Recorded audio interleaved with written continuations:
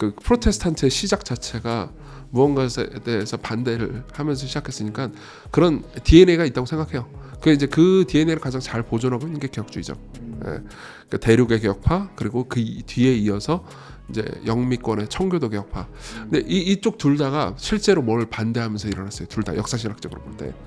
그러다 보니까는 이제 그런 DNA를 뭐 굳이 부정할 필요는 없을 것 같은데 문제는 뭐냐면 목적이죠. 그래서 뭘 원했냐는 거죠. 뭘 원했냐면은 그들이 진짜 원했던 건 복음이었거든요. Reform Media. 이 시대의 언어로 개혁주의 신학과 신앙을 알리는 리폼드 팟캐스트 시작합니다. 리폼미디어 PD 오유민입니다. 리폼미디어의 조영래 박사입니다. 네, 바른길교회 정재훈 강도사입니다. 네, 오늘은 엄청난 게스트 분이 와주셨습니다. 네, 모시기 힘든 대형 집회만 가시는 분인데 여기 4명 있는데 오셨습니다. 한번 시간교회 이정규 목사님 소개하겠습니다. 네, 반갑습니다. 시간교회 이정규입니다. 네. 와, 뭐 대형 집회가 아까 8,000명 있는데 계시다가 3명? 반갑습니다. 애독자입니다. 감사합니다. 애까지는 모르겠고 애독자 정도면 다 들었어야 되는 거잖아요. 아 근데 먼저 저희를 홍보를 해주셔가지고 그렇죠. 5개 이상 들었어요. 이제 그 조노의 영상을 페북에 먼저 공유를 해주셨잖아요. 맞아요. 덕분에 빨대가 많이 꽂혔습니다. 구독자 많이 늘었죠. 그 영상도 되게 좀 많이 봐주시고 정말 감사하게도 해주셔가지고 그때를 계기로 저희가 연락도 드리고 이렇게 한번 만나 뵙고 식사도 하게 됐는데 그래서 정말 다시 한번 감사한다는 말씀 드리고 싶습니다. 네, 저도 감사합니다. 이런 좋은 팟캐스트 만들어 주셔서. 저희가 게스트 섭외 추천 받는다 하면 항상 이정규 목사님 항상 계시. 항상 나왔고. 그 앞에 수식어가 붙었습니다. 한국의 팀 켈러 이정규 목사님을 추천합니다.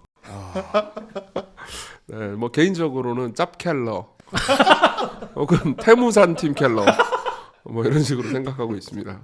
네, 그래도 이제 리폼미디어에 나와 주셨는데 저희가 사실 오늘 좀 개혁주의에 대해서 얘기를 해 보고자 나와 주셨잖아요. 그래요? 세간의 소문을 듣기에는 이정규 목사님이 개혁주의자가 아니냐 이 논쟁이 굉장히 뜨겁다고 알고 있거든요.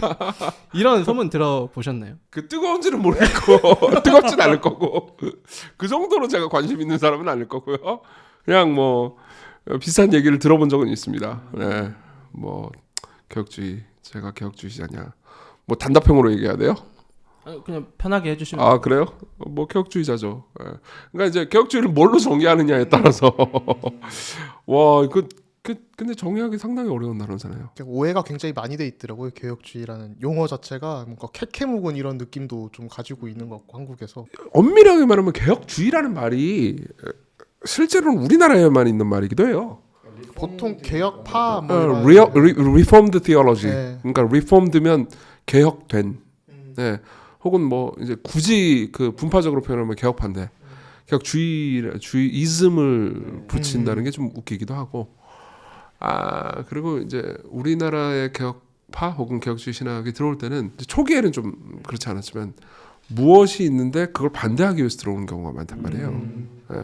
어쨌든 개혁주의 신학에 가지고 있는 가장 큰 특징 중에 하나가 상당히 이성적이고 그리고 굉장히 지성적인 정합성 그리고 합리적인 방식의 설명 같은 것들을 강점이 있는 신학이잖아요. 그러다 보니까는 뭘 반대할 때 논거를 제시하기 좋죠. 네. 그러니까 뭘 잘 반대했죠. 싸우기 좋은 신학이네요.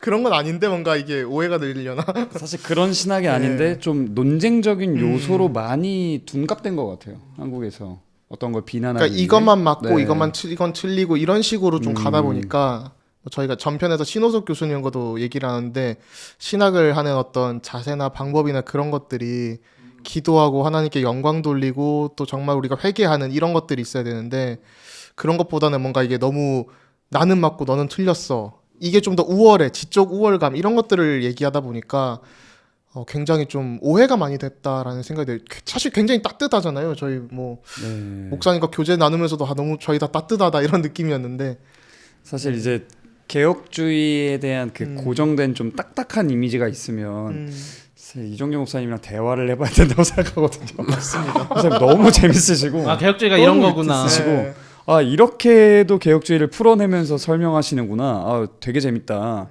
그래서 목사님이 생각하시는 그런 개혁주의 신학을 굳이 좀 정리를 하자면 좀 어떻게 얘기해주고 싶으세요? 태생적으로 프로테스탄트가 이름부터가 프로테스탄트잖아요.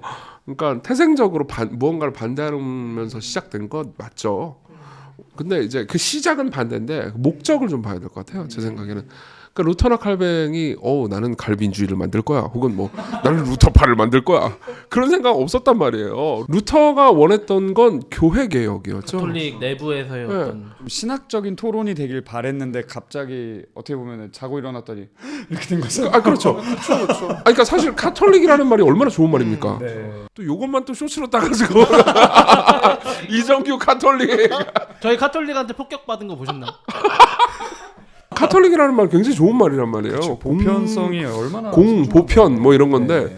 그러니까 당연히 그때는 뭐 카톨릭 교회 말고는 다른 게 존재하지 않았고 그런 상황에서 이놈의 교회가 자기가 생각할 때 너무 엉망진창이란 말이에요. 실제로 루터의 전기 같은 것들을 자세히 보잖아요.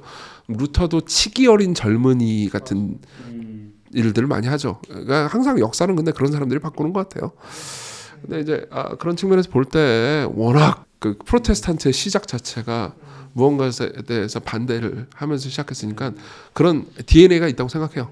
그 DNA를 가장 잘 보존하고 있는 게 개혁주의죠. 그러니까 대륙의 개혁파 그리고 그 뒤에 이어서 이제 영미권의 청교도 개혁파.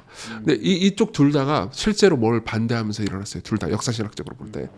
그러다 보니까는 이제 그런 DNA를 뭐 굳이 부정할 필요는 없을 것 같은데 문제는 뭐냐면 목적이죠.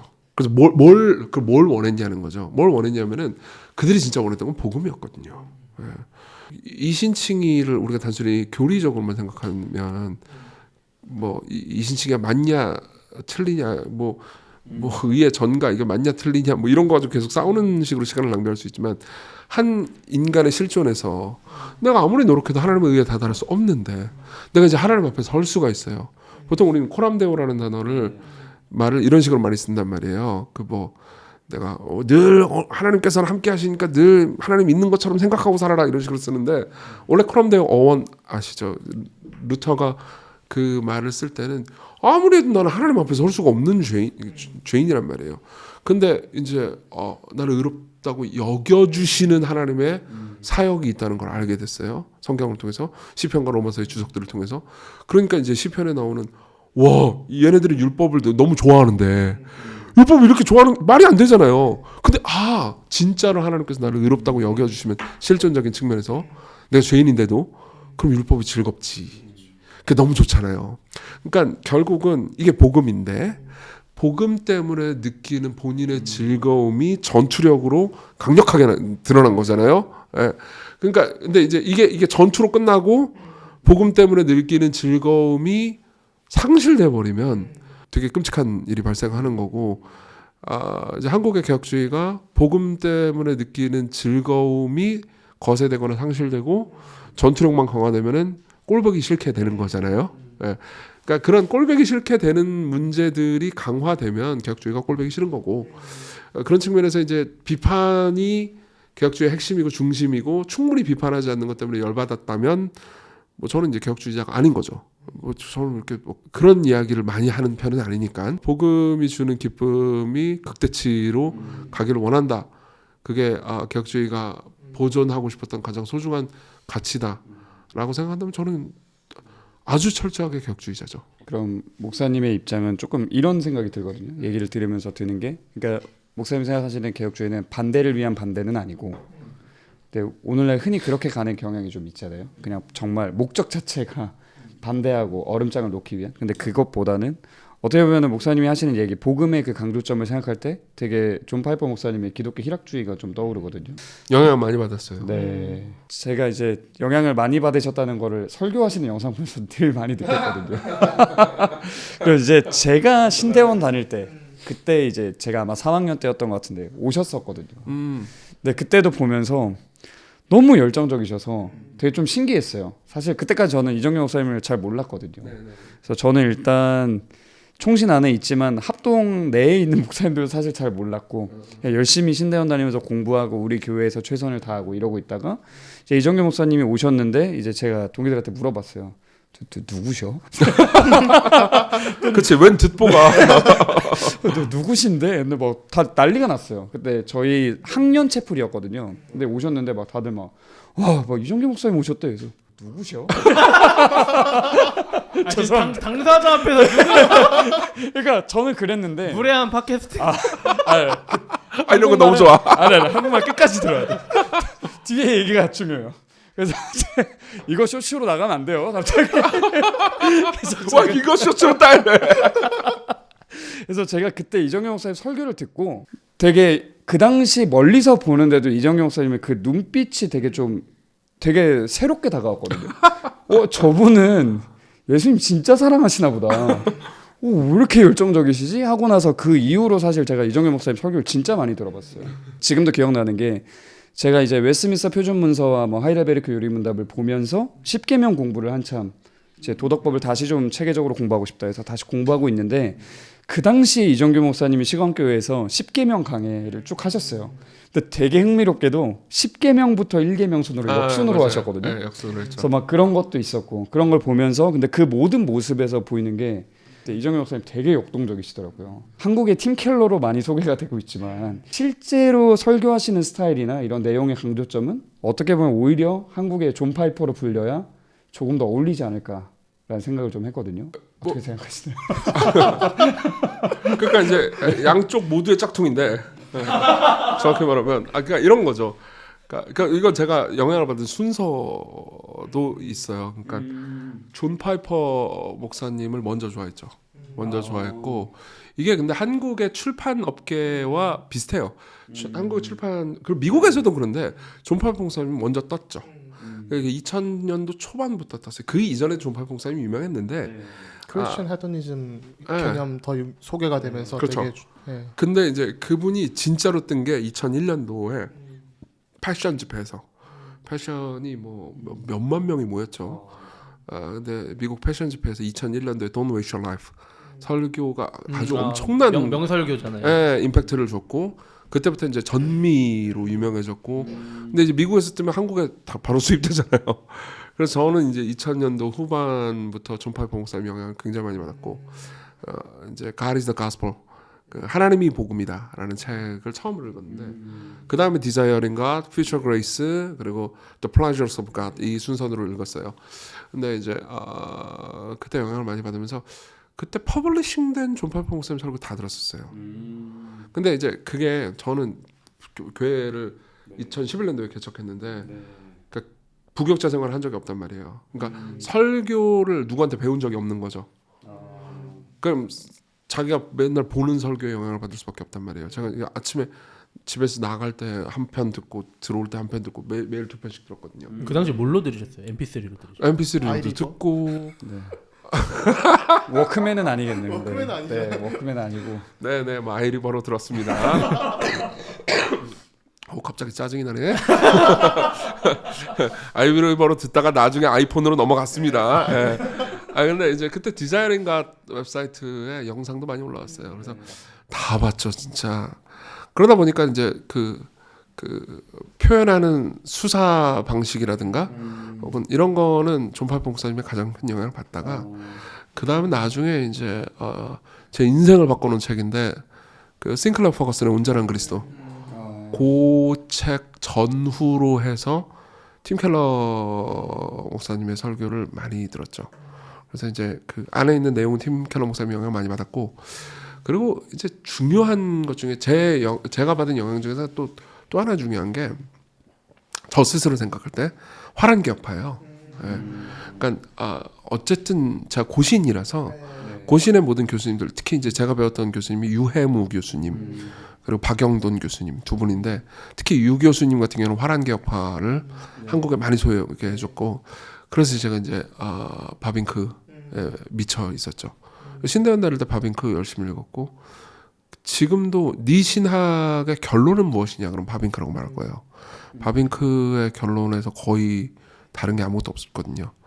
근데 이제 바빙크와 그 화란개혁파가 구속사적이고 반증적이에요. 예. 그러니까 저한테는 잘 맞았죠. 어마어마하죠 사실. 예. 근데 그게 이제 존 파이퍼를 넘어서 팀 켈러를 접목할 때 잘 맞았어요. 너무너무 잘 맞았어요. 변증적이고 네. 이런 모습들이. 그리고 네. 또 팀 켈러도 그렇고 그때 이제 제가 또 중간 신대원 때 특히 관심 있었던 게 이제 전제주의 변증이었어요. 반티. 반티. 그러니까 반티를 보면서 굉장히 제가 흥분했는데 문제는 뭐냐면 이 반티의 방법론을 현실로 녹여낸 사람이 없잖아요. 쉽지 않지 않을. 근데 팀 켈러가 나타난 거죠. 팀 켈러는 변증 방법이 기본적으로 전제주의적입니다. 예. 그래서 팀 켈러의 변증책이 두 개인데 제일 유명한 두 개인데 우리나라 말로 하나님을 말하다 그 Reason for God 그게 더 유명하고 더 많이 팔리고 그랬는데 그게 팀 켈러가 주로 쓰는 방식이 아니에요. 예, 그는 약간 클래식 변증이었었죠. 근데 이제 Making Sense of God 이게 이제 나중에 나온 변증서인데 이게 전제주의적이에요. 예, 그래서 저는 완전히 매료됐죠. 그 전제주의 방식이 뉴욕의 도시민한테 통했구나. 그래서 그 모델을 가지고 이제 목회를 하다 보니까 이 묘한 하위 호환 버전이 발생한 거죠. 보급형 팀 켈러. 복음에 대해서 계속 말씀하셨잖아요. 이 개혁주의자들 어쨌든 복음을 사랑하기 때문에 그런 엄밀함과 이런 전제주의라던가 이런 것들이 어쨌든 복음을 변호하기 위한 그런 것들인데 제가 요즘 느끼는 건 저도 청년의 입장이고 성도고 그런 청년들을 많이 만나는 입장에서 요즘 되게 화두로 떠오르는 그런 키워드 같은 게 피상적인 복음에 대한 얘기가 많잖아요. 그러니까 뭔가 복음이라고 했을 때 복음은 예수 그리스도야. 복음은 나를 위해 십자가에서 죽으신 예수 그리스도를 믿는 믿음이야라는 이런 피상적인 믿음에 어떤 머무르는 초등학생 같은 믿음에서 근데 저는 여기서 한 발 더 나아가서 우리가 왜 믿는지 알아야 되고 그리스도께서 우리를 위해 어떤 일들을 하셨는지 우리가 그리스도인으로서 설명할 수 있어야 된다고 생각하거든요. 근데 이 일들을 지금 하고 계신 거잖아요. 그럼 이 피상적인 복음을 넘어서 청년들이 그리스도인으로서 그걸 말하고 변증하고 살아내게 하기 위해서 어떤 포인트들을 갖고 그들에게 메시지를 전하고 계시는지 좀 궁금하거든요. 제가 뭘 하느냐와 뭘 못하느냐를 다 말하는 게 중요한 것 같아요. 예. 그러니까 제가 뭘 하느냐만 얘기하면 결국 뭐 자기 자랑에 불과할 수도 있고 저에 대한 자기 객관화가 돼야 저 말고도 딴 사람으로부터 딴 무언한 것부터 배우려고 할 수 있지 않겠습니까? 제가 할 수 있는 거는 저는 그래도 이성적인 사람이죠. 예를 들면 그냥 주장을 하면 그 주장이 왜 그런지에 대해서 좀 설명을 하려고 하고 그리고 말씀하신 것처럼 저는 멋있는 구호인데 의미를 잘 모르는 걸 되게 싫어해요. 그래서 저는 그런 거 너무 싫어해요. 그래서 염증이 느껴져요. 근데 이제 어떤 구호가 있으면 그 구호에 대해서 자세히 설명하고 그리고 지나치게 형이상학적인 표현이라면은 그걸 뭐 현실의 예화를 들어가지고 설명을 해주고 지금 예화를 많이 들죠. 예. 예화를 많이 들어서 설명을 해주고 그리고 일상생활에서의 적용점 같은 것들을 찾으려고 하죠. 예컨대 칭의다. 그럼 칭의가 우리 삶에 어떤 영향을 미치는가? 내가 칭의를 믿는다면은 실제 삶에서 내 심리와 내 행동과 내 가족 관계는 어떻게 바뀌는가? 이런 것들을 추적하는 방식으로 계속해서 설교를 구성하고 그 안에 이제 깊이 있는 교리적인 뿌리가 그게 삶의 영역까지 가려고 그 중간 다리를 구성하려고 노력을 많이 하는 편인 거죠. 그걸 제가 하고 또 뭐 좋아하고 그러다 보면 우리 개혁주의 선배들의 글들 안에는 변증적 자료들이 상당히 풍부하거든요. 특히나 이제 저는 17세기 개혁파 정통주의 영향을 받았는데 그런 이야기도 할 수 있을 것 같은데 투레틴이나 아까 튜레틴이라든가 그런 영향을 많이 받았는데 기본적으로 아주 변증적이거든요. 그냥 딱 명제 주어지고 그리고 거기에 대해서 반대를 하고 그리고 반대에 대한 답을 하고 그리고 그 반대에 대한 답에 대한 반대를 또 하고 거기에 대해서 답을 또 하고 반론에 실천도 나오고 네, 맞아요. 실천 그러다가 실천이 나오고 그래서 마스트리트 같은 경우에는 그걸 막 실천까지 다 하잖아요. 그 논증적인 거 너무 좋아했고 그리고 그게 너무 재밌고 그리고 그걸 설명해 줄 수 있죠. 이게 제가 한 일이고 제가 못한 일은 뭐냐? 못한 일이지만 하려고 노력했고 하기 어려워하기 때문에 동역이 필요한 일들이 존재하죠. 그런 게 있어요. 그 아까 이제 그 PD님이시죠? PD님이라고 부르면 되는 거죠, 제가? 편하게 해주시면 돼요. 아니면 뭐 멋쟁이 이렇게 불러드릴까요? 수염 멋져요? 뭐 이런 거. 그러니까 PD님 말씀하신 것처럼 그 위험하긴 해요. 그러니까 구호만 남고 그리고 실질적인 알맹이와 내용이 없는 신앙이라는 게 굉장히 위험해요. 근데 또 사람이 정말 다르기 때문에 어떤 사람은 그걸로 충분한 사람들도 있다는 걸 우리가 받아들일 필요가 있습니다. 저도 요즘 그런 걸 조금씩 느끼는 것 같아요. 분명히 이게 정답이라고 살아왔을 때가 있는데 모든 사람들이 우리와 같은 방식으로 믿을 수는 없구나를 요즘 조금씩 깨달아가고 있거든요. 주지주의화될 위험이 굉장히 높은 거죠. 그러니까 무슨 말이냐면 제가 하고 싶은 얘기는 이거예요. 개혁주의는 자기도 모르게 주지주의적이 됩니다. 그래서 지성적으로 이해해야만 된다. 그리고 맨 처음 출발은 주지어야 한다. 지적으로 이해를 해야 그게 올바른 시작이다라는 강박이 있어요. 그러니까 한번 그걸 예로 한번 들어볼까요? 어떤 사람이 막 찬양 눈물을 흘리면서 부르는데 뭔 소리인지 내용 하나도 몰라. 그럼 그 사람 넌 잘못 알고 있어라고 우리는 쉽게 판단해 버리죠. 근데 어떤 사람은 찬양 듣고 울다가 근데 이 가사가 뭔 소리요? 하면서 갈 수도 있는 거예요. 그러니까 이건 인식론적 오류라는 거죠. 모든 인식은 이성을 통해서만 이루어져야 한다라는 것은 17세기 계몽주의 이상도 이하도 아닙니다. 그러니까 그런 의미에서 우리가 고교회적인, 제가 가톨릭을 긍정하는 건 아니지만 가톨릭 긍정 안 합니다. 그렇지만 가톨릭 사랑해요. 욕도 먹지 않고 제 정체성을 근데 이제 이런 게 있는 거죠. 아주 고교회적인 곳을 한번 생각해 보자고요. 저는 이계명에 대한 아주 높은 견해를 취하는 입장입니다. 그러니까 예수님 얼굴도 저는 환영하지 않아요. 그러나 고교회적인 측면에서는 그러니까 느낌적 경험 같은 것들로 출발하게 만들죠. 향이라던가. 향이라든가 압도됨이 있죠, 조명이라든가. 분명히. 그렇죠. 네. 건물 자체가 주는 압도니까. 저는 그게 끝이라면 상당히 곤란하다. 근데 그게 출발일 수도 있겠다. 인식론적으로 지적인 출발만 옳은 출발이다라고 말할 수는 없어요. 근데 지적인 결론이 중간에 없으면 잘못된 결론이 나오죠. 항상. 그래서 그러니까 제가 그런 측면에서 이제 시공교회를 목회를 하다 보니까 정말 다양한 사람들이 있어요. 우리 교회는 책 모임이 너무 많고 또 설교도 그 장시간 설교도 즐겨 듣는 사람도 너무 많고 그리고 막 교리적으로 막 굉장히 깊이 있게 공부하고 책 보는 사람들도 있고 바빙크 신간이 나왔대 바빙크를 읽자 이게 생각해보세요. 좋은 태도죠. 개혁주의 교수님들 보기엔 참 흐뭇한 태도죠. 근데 모든 청년들이 다 그럴 수는 없단 말이에요. 그러면은 이제 누군가는 주여 삼창을 해줘야 되는데 근데 문제는 제가 주여 삼창 할 줄 모른다는 거예요. 말 너무 길면 자르세요? 자를까? 아니요, 좋습니다. 예를 들면 그런 거죠. 그러니까 미국의 개혁파나 그 네덜란드 개혁파나 이런 데 가면은 통성기도 그런 거 없단 말이에요. 이게 약간 요즘 이름이 K 프레이라고 해가지고 코리안 스타일 프레이? 그런 것도 나와요? 그 통성기도 하는 게 그거 K가 붙었어요. 근데 코리안 스타일 프레이. 저도 이제 해외에서 사역하면 JDSN이라고 전도사님 줄여가지고 근데 그나마 이제 MSN 목사님 웨스트민스터에서 했잖아요. 네. 웨스트민스터에서는 그래도 한국 스타일 기도에 대해서 잘 알아요. 웨스트민스터랑 새벽기도도 알고 새벽기도도 알고 칼빈이랑 웨스트민스터랑 그 고든 코넬까지도 거기 있는 교수님들이나 한국인들이 많으니까 친화적이죠. 아주. 알아요. 근데 뭐 예를 들면 뭐 뉴욕의 유니언이라든가 이런 쪽에서는 이게 이상한 짓이란 말이에요. 그런데 생각해보세요. 그런 데서 이제 교육을 받아. 그런 데서 막 미국에서 막 교육받고 거기서 막 정중하게 예컨대 개혁파에서 그 대표기도 길게 하고 공동기도 모임도 한 명씩 돌아가면서 대표기도 하고 뭐 그런 걸 본단 말이에요. 그럼 그게 멋있어 보이잖아. 안 그래요?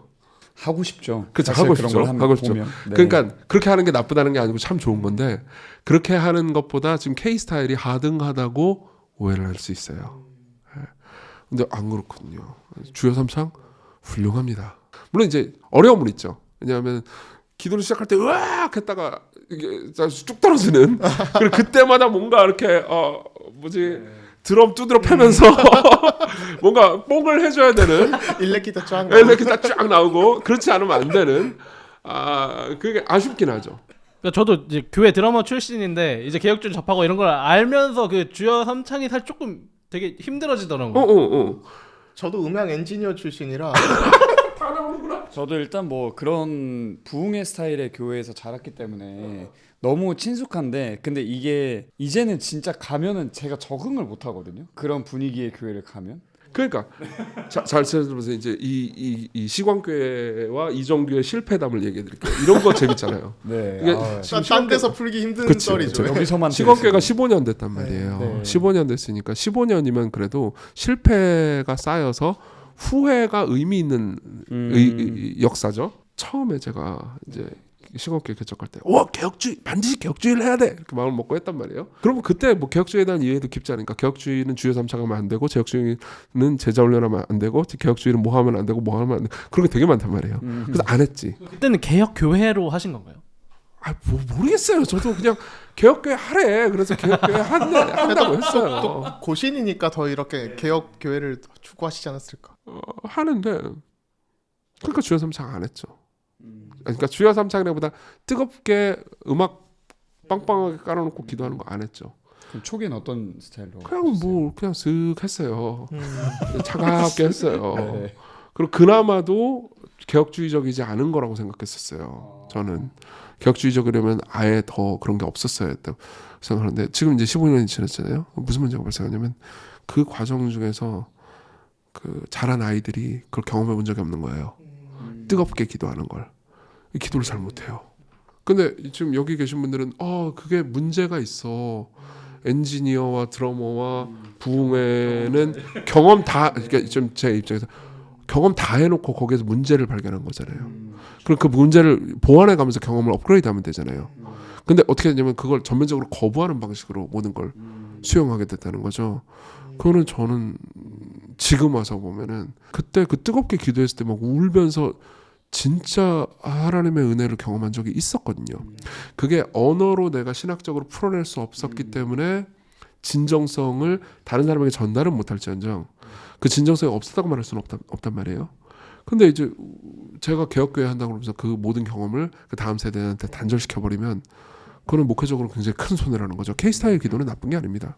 전도 신학자니까 여러 가지 생각들이 드는 게 많은 사람들이 그냥 개혁주의 하면 아까 말씀하신 그냥 피상적으로 이해하고 알맹이 없이 이렇게 하는 부분들이 저는 이제 목사님과 얘기하면서 깊이가 좀 느껴지는 게 뭐 고교회나 이런 여기 여러 17세기 얘기도 하셨지만은 사실 그게 다 오웬이나 이런 학자들이 다 얘기를 했던 부분이잖아요. 맞아요. 팀 켈러나 이런 분들이 켈러 목사님 아들인 마이크 켈러가 이제 저랑 같은 박사생이었다 보니까 그런 얘기를 한번 해주더라고요. 그 소천하시기 직전에 오웬에 대해서 굉장히 많이 보시면서 책을 좀 내고 싶어 하셨다. 뭐 이런 얘기를 사실 마지막 투병 중에 그 얘기 저에게 같이 나눴던 기억이 있는데 짧게. 근데 이제 말씀하신 어떤 이런 내용들이 오웬도 그 당시에 공동기도문을 썼던 토마스 크레머를 굉장히 비판을 하면서 이렇게 그냥 기도문 읽어가지고 남이 써준 거 이렇게 그냥 읽기만 해서 그게 성령이 우리의 감정을 터치를 하시겠냐, 마음을 터치하겠냐. 또 제가 어펙션으로 이렇게 연구를 했다 보니까 그런 터치가 없으면 올바른 기도가 아니다면서 오히려 진짜 이 소리 내면서 통성으로 기도하는 그런 얘기들을 성령으로 말미암은 기도 그 책에 나오죠. 네, 그렇죠. 볼륨 4에서 진짜 좋은 책이에요. 네, 왜 절판되는지 모르겠는데. 근데 그 책 정말 좋아요. 그 맞아요. 4권에 나오는 그 책은 정말 네. 훌륭한 책입니다. 심지어 거기에서 완전 통성으로 기도하지 않으면은 자기는 네, 기도를 안 친다 이런 맞아요. 말까지 나오죠. 네. 예. 그러니까 한나가 이렇게 머뭇머뭇 이렇게 한 기도도 자기 막 이렇게 약간 코멘트를 하거든요. 그런 부분에서 저희가 이런 한국교회 좋은 점도 취하고 분명히 그런 것 때문에 또 부흥이 된 역사들도 있으니까 취하고 또 한편으로는 개혁 신학을 하면서 이게 너무 막 다 이렇게 부정을 하는 게 아니라 진짜 좀 잘 저희가 화합을 해서 갈 필요가 있는 것 같다는 생각이 듭니다. 그 이게 인간이라는 존재가 어떤 정보를 얻고 그게 내 가슴에 깊이 남을 때 어떤 면에서 보면 그게 되게 중요한 것 같아요. 저는 공부할 때도 말을 하면서 공부를 많이 하거든요. 도서관에서 공부를 못 해요.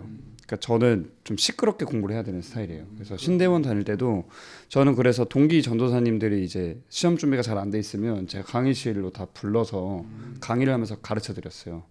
그렇게 하면서 전체적으로 제가 말하면서 제 귀로 또 듣고 그렇게 했을 때 내가 말을 하는 것과 귀로 듣는 그러니까 아웃풋과 인풋이 동시에 일어나면서 그게 가슴에 좀 남는 경험들을 많이 했는데 사실 어떻게 보면 통성기도도 비슷한 요소를 어느 정도 가지고 있다고 느끼거든요. 그래서 저 같은 경우는 사실 통성기도의 엄청난 수혜자예요. 그렇죠. 왜냐면 제가 20살 때 아직도 기억이 나요. 20살 때 겨울 수련회를 갔는데 그 수련회가 좀 특이했어요. 겨울 수련회인데 단체 때가 반팔이었거든요.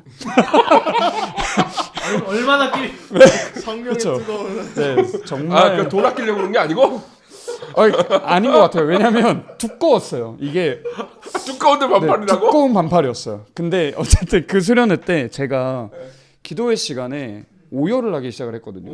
근데 기도를 하는데 저한테는 그게 너무 스페셜한 기억이긴 해요. 제가 오열을 하기 시작했는데 한 30분 동안 논스톱으로 오열을 했어요. 그래서 주변에서 형 누나들이 와가지고 재훈아 괜찮아 아무 일도 없어 괜찮아 막 위로를 해주러 갔는데 그때 제가 어떤 기도 중에 어떤 게 확 와닿아서 그랬냐면 무슨 설교를 들었는지 이런 건 하나도 모르겠어요. 기억이 안 나는데 벌써 15년 전이니까. 근데 그 당시에 기도를 하면서 갑자기 무슨 생각이 들었냐면 내가 하나님 앞에 설 수 없는 너무나도 끔찍하고 비참한 죄인이구나. 이게 되게 신기한 거죠. 왜냐하면 그런 내용을 듣는 자리도 아니었고 뭐 찬양의 가사 중에 그런 게 있었는지 잘 모르겠어요. 근데 기도 중에 통성으로 기도하는 중에 내가 너무 비참한 죄인이고 정말 내가 너무 쓰레기 같고 나라는 존재를 하나님이 살려놓으신 것 자체가 이해가 되지 않고 그 죄의 두려움이 엄습해 오면서 이제 30분 정도를 오열을 하다가 그 시간이 지나고 나니까 갑자기 예수님의 십자가에 대한 묵상이 자연스럽게 자라났거든요. 그래서 저도 어렸을 때부터 교회를 다녔으니까 어렸을 때부터 교회에서 들었던 그 십자가의 은혜에 대한 여러 파편들이 싹 모아지면서 이게 딱 보이는 거예요. 아, 정말 예수님이 이런 나를, 이런 정말 쓰레기 같은 나를 위해서 십자가에서 죽으셨구나. 이게 진짜구나. 라고 하면서 그 오열이 기쁨으로 바뀌면서 끝이 났거든요. 그러다가 이제 목회자가 돼버렸는데 여기까지 와버린 거죠. 그런데 저는 그런 걸 생각했을 때 어떤 면에서 얘기하신 것처럼 그치. 근데요. 하여튼. 네, 목사님이 얘기하신 것처럼 어떤 면에서 우리가 너무 이런 부분들을 개혁주의는 이거 하면 안 돼, 저거 하면 안 돼 라는 게 너무 많다는 생각이 좀 들더라고요. 그래서 저희가 이 팟캐스트를 시작할 때도 그런 얘기를 하다가 많이 시작이 됐거든요. 하나님이 각자에게 어떻게 역사하실지 우리가 어떻게 아냐. 그리고 하나님은 악한 것도 선하게 쓰시기 때문에 하나님께서 정말 예정하신 자녀라면 좀 이상한 데서 커도 결국에는 들어서 바꿔서 쓰시더라. 다 이상한 데서 큰 분 아니야? 아, 근데 그게 있는 것 같아요. 저희가 개혁주의 신학을 사랑하게 되는 이유도 워낙 이상한 가르침이 많고 이단들도 많고 뭐 그런 데서 자라도 아 진짜 이게 우리가 어떻게 성경을 더 알고 결국 아까 처음에 말씀해 주신 게 하나님의 영광을 위해서 우리가 하나님 사랑하고 하다 보니까 그런 믿음의 선배들의 글도 연구해보고 또 교수님들이 번역해 주신 책들도 보고 쓰신 책도 보고 그러다 보니까 내가 하나님을 올바르게 사랑하고 믿고 하다 보니까 이렇게 또 개혁주의로 빠져들게 된 것 같고 또 한편으로는 그러다 보니까 좀 개혁주의의 특성과 맞물려서 틀린 것에 대한 또 이단적인 가르침들은 그러니까 저희가 리폼드 캐톨릭이라고 했을 때 분명히 포용력 있게 그리스도 안에서 우리가 정통교리를 고백하는 사람들은 함께 갈 수 있겠지만은 이단적이고 비성경적이고 비윤리적인 그런 사이비적인 가르침들은 분명하게 저희가 배제를 해야 되는 게 있잖아요.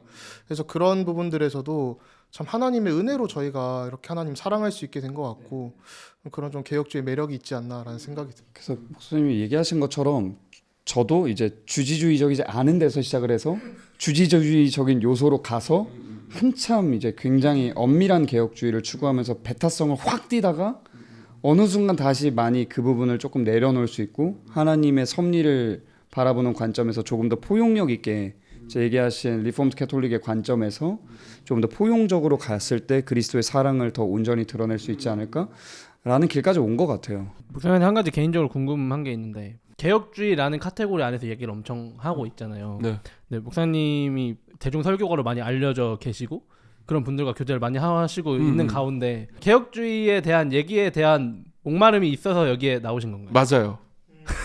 아니 그러니까 내가 물론 이제 다양한 분들을 통해서 많은 이야기들을 할 수 있는데 뭐 튜레틴이 누군지 모르는 압도적으로 많은 분들이 모를 거 아니에요? 그러니까 뭐 제가 뭐 안다고 그래가지고 더 뭐 이렇게 그런 건 아니지만 이런 얘기 이제 하는 팟캐스트가 있다고 하니까 앞으로 종종 나와주시면 감사하겠습니다. 이 이야기를 위한 빌드업이었어요. 그런 거였구나. 근데 사실은 저는 그런 건 있어요. 그러니까 소개해주고 싶어요. 근데 예전에 제가 2010년도 초중반까지만 해도 리차드 멀러가 한국에 방한한 적도 있고, 네. 그리고 그때 이제 17세기 개혁파 정통주의 신학을 많이 소개해줬어요. 네. 근데 이제 그때 막 책도 좀 나오고 그러다가 이제 그 책들이 다 벽돌이라서 멀러 교수님 책이 전공자들도 나와 있는데 1권 나오고 3권 나오고 4권 나오고 막 2권 없고 이런 식으로 막 나온 맞아요. 것도 있더. 그래서 멀러 교수님 책을 읽으면 안 돼요. 왜냐하면 멀러 교수님 책은 이해할 수가 없어. 읽어봤어요? 저야 뭐 PRRD 좀 많이 좀 빡세죠. 어렵게. 그러니까 PRRD는 그걸 어떻게 이해해?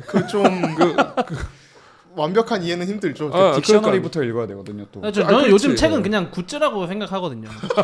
그냥 이제 내가 멀러를 좋아해야 멀러책 사는 거고 호튼 좋아해 하면은 그냥 그 언약 신학책 여기 박아놓고 아니, 호튼을 좋아한다. 아니 그러니까 그것도 좋은데 그거 출판사를 먹여 살리는 측면에서 그것도 참 좋은데 문제는 뭐냐면 이거 확산되려면 읽어서 내가 은혜를 받아야 되잖아요. PRRD는 은혜가 그러니까 PRRD는 필요한 책이죠. 근데 예컨대 제가 마스트리트나 아니면은 뭐 저기 뚜레티누스나 브라커리나 아니면 그게 뭐죠? 아우 이름 그 한국말 이름이 생각이 안 나. 순수신학 통론. 폴로너스 예, 여러 명이 쓴 거 있잖아요. 예. 신테그마 예. 그런 책들을 읽다가 보면 그 시대가 궁금하고 그 시대의 신학이 궁금하고 아니 리처드 백스터가 대부분의 이제 목회자들한테는 그 참된 목자 쓴 사람이잖아 이렇게 알려져 있지만 리처드 백스터는 진짜 당대 최고의 형이상학자였어요. 그러면 그런 것들 궁금하면은 그 PRRD를 보면 알 수 있죠. 아 이게 이런 어마어마한 논쟁이 있었고 이런 엄청난 그런 배경이 있었구나. 그러면 재밌죠. 덕후를 만족시키는. 예. 그러나 이제 그건 은혜 받은 사람이 만족하려고 덕질을 하는 거고 실제로 내가 은혜를 받는다. 그럼 오웬을 통해서 정말 영혼이 건드려진 사람이 오웬을 소개하는 거죠. 예. 오웬은 단순히 전공한 게 아니잖아요. 오웬과 함께 하나님을 만난 거 아니에요? 지금 그렇다고 해줘야 돼. 맞아. 진짜. 예. 그렇잖아요. 진짜로 그런 거잖아요. 근데 저는 실제로 제가 구원론 쪽을 전공을 했는데 저는 이제 진짜 자라오면서 아니 왜 예수 믿는 사람들이 이렇게 막 타락을 하지라는 생각을 늘 가지고 있었거든요.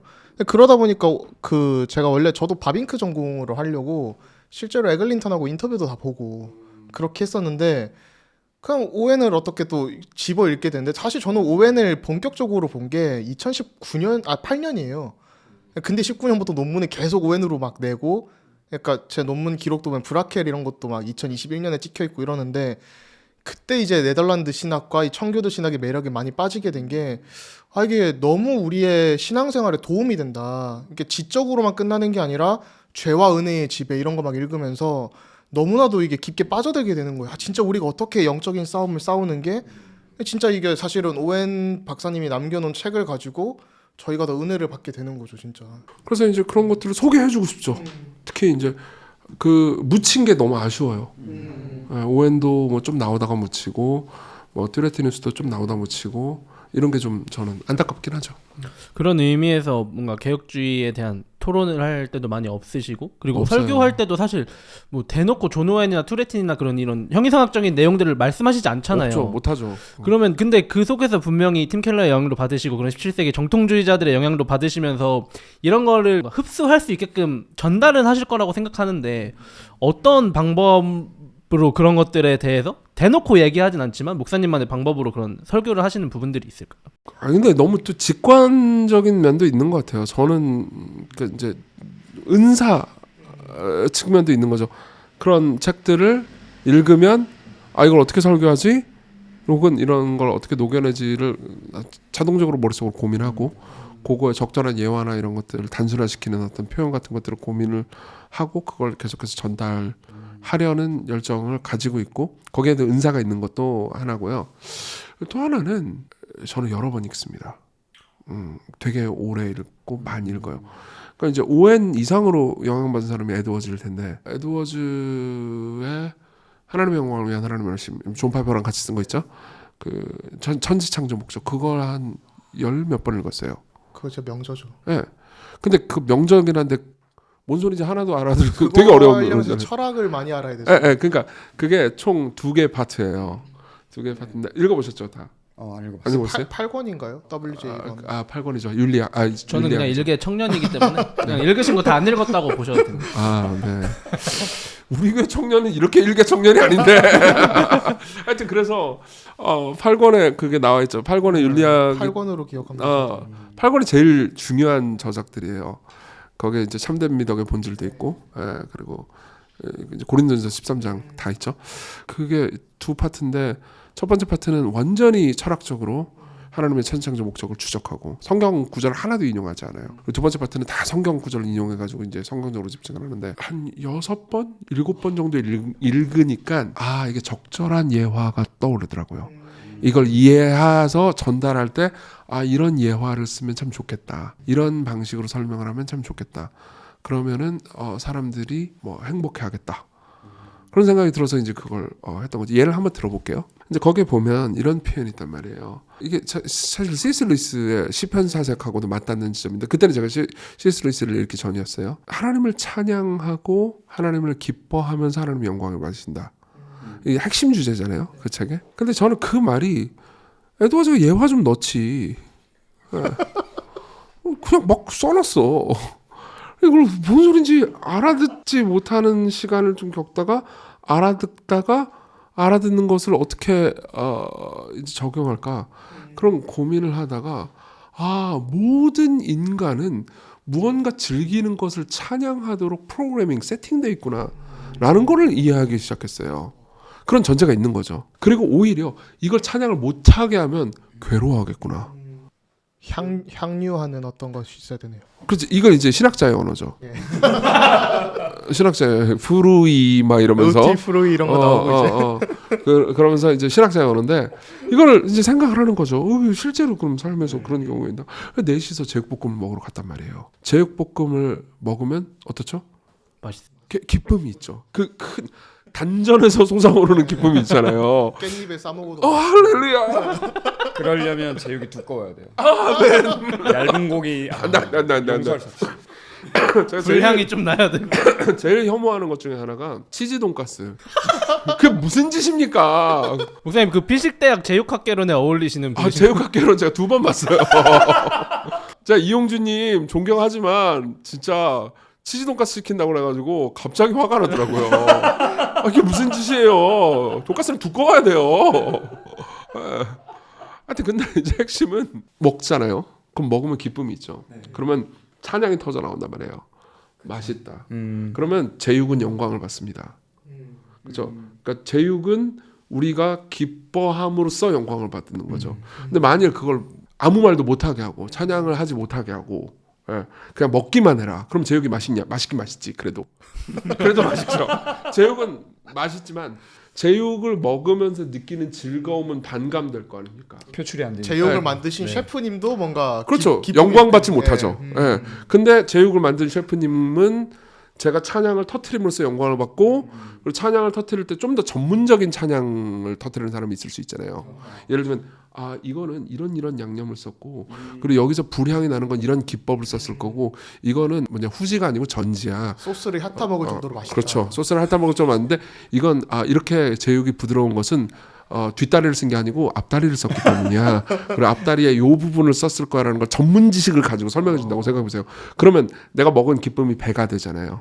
그게 신학자가 하는 일이죠. 신학자는 전문 지식을 가지고 바리스타 같은 느낌이기도 하고. 그렇죠. 네, 그러니까 이게 커피 노트를 아는 사람만 그렇죠. 느낄 수 있는 향미가 있고. 지금 저희는 표현할 수 아메리카노인데 핸드드립 치는 네네네. 거 지금 확 이해되네요. 그거를 표현해 주는데 네. 예를 들면 이 사람이 이제 커피에 대해서 1도 모르는데 이거는 에티오피아 계열이라 가지고 이런 식으로 얘기하면 재수 없는 거잖아요. 제가 이제 쓰고 신 것만 알거든요. 그러니까 신걸 안 먹어요. 그냥 쓴 물. 카페인 있는 잠 쓴 깨는 물. 보리차만 근데 이제 신학자는 이런 일을 하는 거죠. 목회자 신학자는 이런 일을 하는 거예요. 이걸 이제 마시고 그 모든 걸 세미한 걸 음미할 수 있는 사람이에요. 본인이 경험해야죠. 그러고 나서 이제 물어보는 거예요. 그것도 맛있지. 근데 요 원두를 가지고 내가 방금 이렇게 내렸는데 그냥 마시지 말고 조금 머금어 볼래? 머금어 보고 잠깐 눈을 감아봐. 이게 이제 묵상 및 기도 훈련인 거죠. 그러면 상대방 뭐라고 그러냐면 잘 모르겠어요. 알 것 같은데 알 것 같은데 모르겠어요. 괜찮아. 다음번에 또 내가 줄게. 그러면서 그 묵상과 그 훈련을 계속 하잖아요. 그러면 한 일주일, 2주일 계속 시키잖아요. 그러면 어떻게 되냐면 진짜 신맛 끝에 단맛이 올라오네요. 간증이 나오죠. 그럼 목회자는 그 모든 거를 아주 가장 깊은 레벨까지 해서 지금 개혁파 정통주의니 나발이니 모든 거 있잖아요. 존오웬이고 나발이고 이런 것들을 가서 누린 다음에 그걸 먹고 기뻐하고 상대방에게 이야기를 해주면서 다 이게 좋았지. 그게 네가 마셨던 거 좋았던 그게 바로 에티오피아 구지 함벨라 고로 워시드야. 워시드는 뭔지 설명해주고 그리고 구지는 이 농장 이름이고 이렇게 설명을 아, 해주는 신학 거죠. 얘기하면 이렇게 외계어로 다가오는군요. 일반 그렇죠, 그렇죠. 예, 아, 근데 그렇죠. 아까 한 번 본 원두 이름 바로 외우셨네요.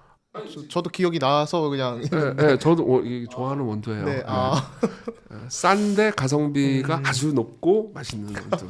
네, 저도 이제 신학자로 이렇게 있다 보니까 뭐 학자 된 지도 얼마 안 됐지만 논문 내고 하면서 느끼는 게 늘 어떤 가지고 있는 자세나 생각이 사실 일선 현장에서 살아가시는 일단 그리스도인들 모든 뭐 저도 신학자이잖아요. 성도고 하나님을 누구보다 사랑하고 신학자들에 대한 오해가 너네들 머리만 크지 기도 안 하지 않냐 이러는데 사실 저희 공부하면서 기도 엄청 많이 하게 되잖아요. 이 어려운 텍스트들을 소화를 하면서 그것도 하기 따르면 기도를 안 하고서 하기를 딸 수가 없지.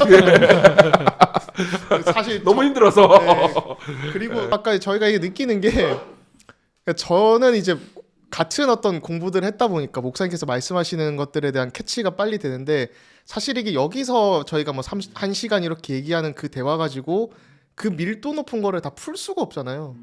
그래서 뭐 고교회주의 이런 것만 해도 지금 수도 없이 그냥 이것만 해도 한두 시간 저희가 얘기할 수 있는 주제들이 나오는데 아무쪼록 그런 부분도 있고 또 목회자분들께서 사실 현장에서 목회를 하시면서 섬기는 부분들 사실 신학자들은 그분들을 섬기고 돕는 일이지 저희가 늘 그런 마인드를 가지고 또 하고 있는데 결국 저도 오늘 또 들으면서 굉장히 울림이 크더라고요. 이게 신학자들이 어떤 일을 해야 되나.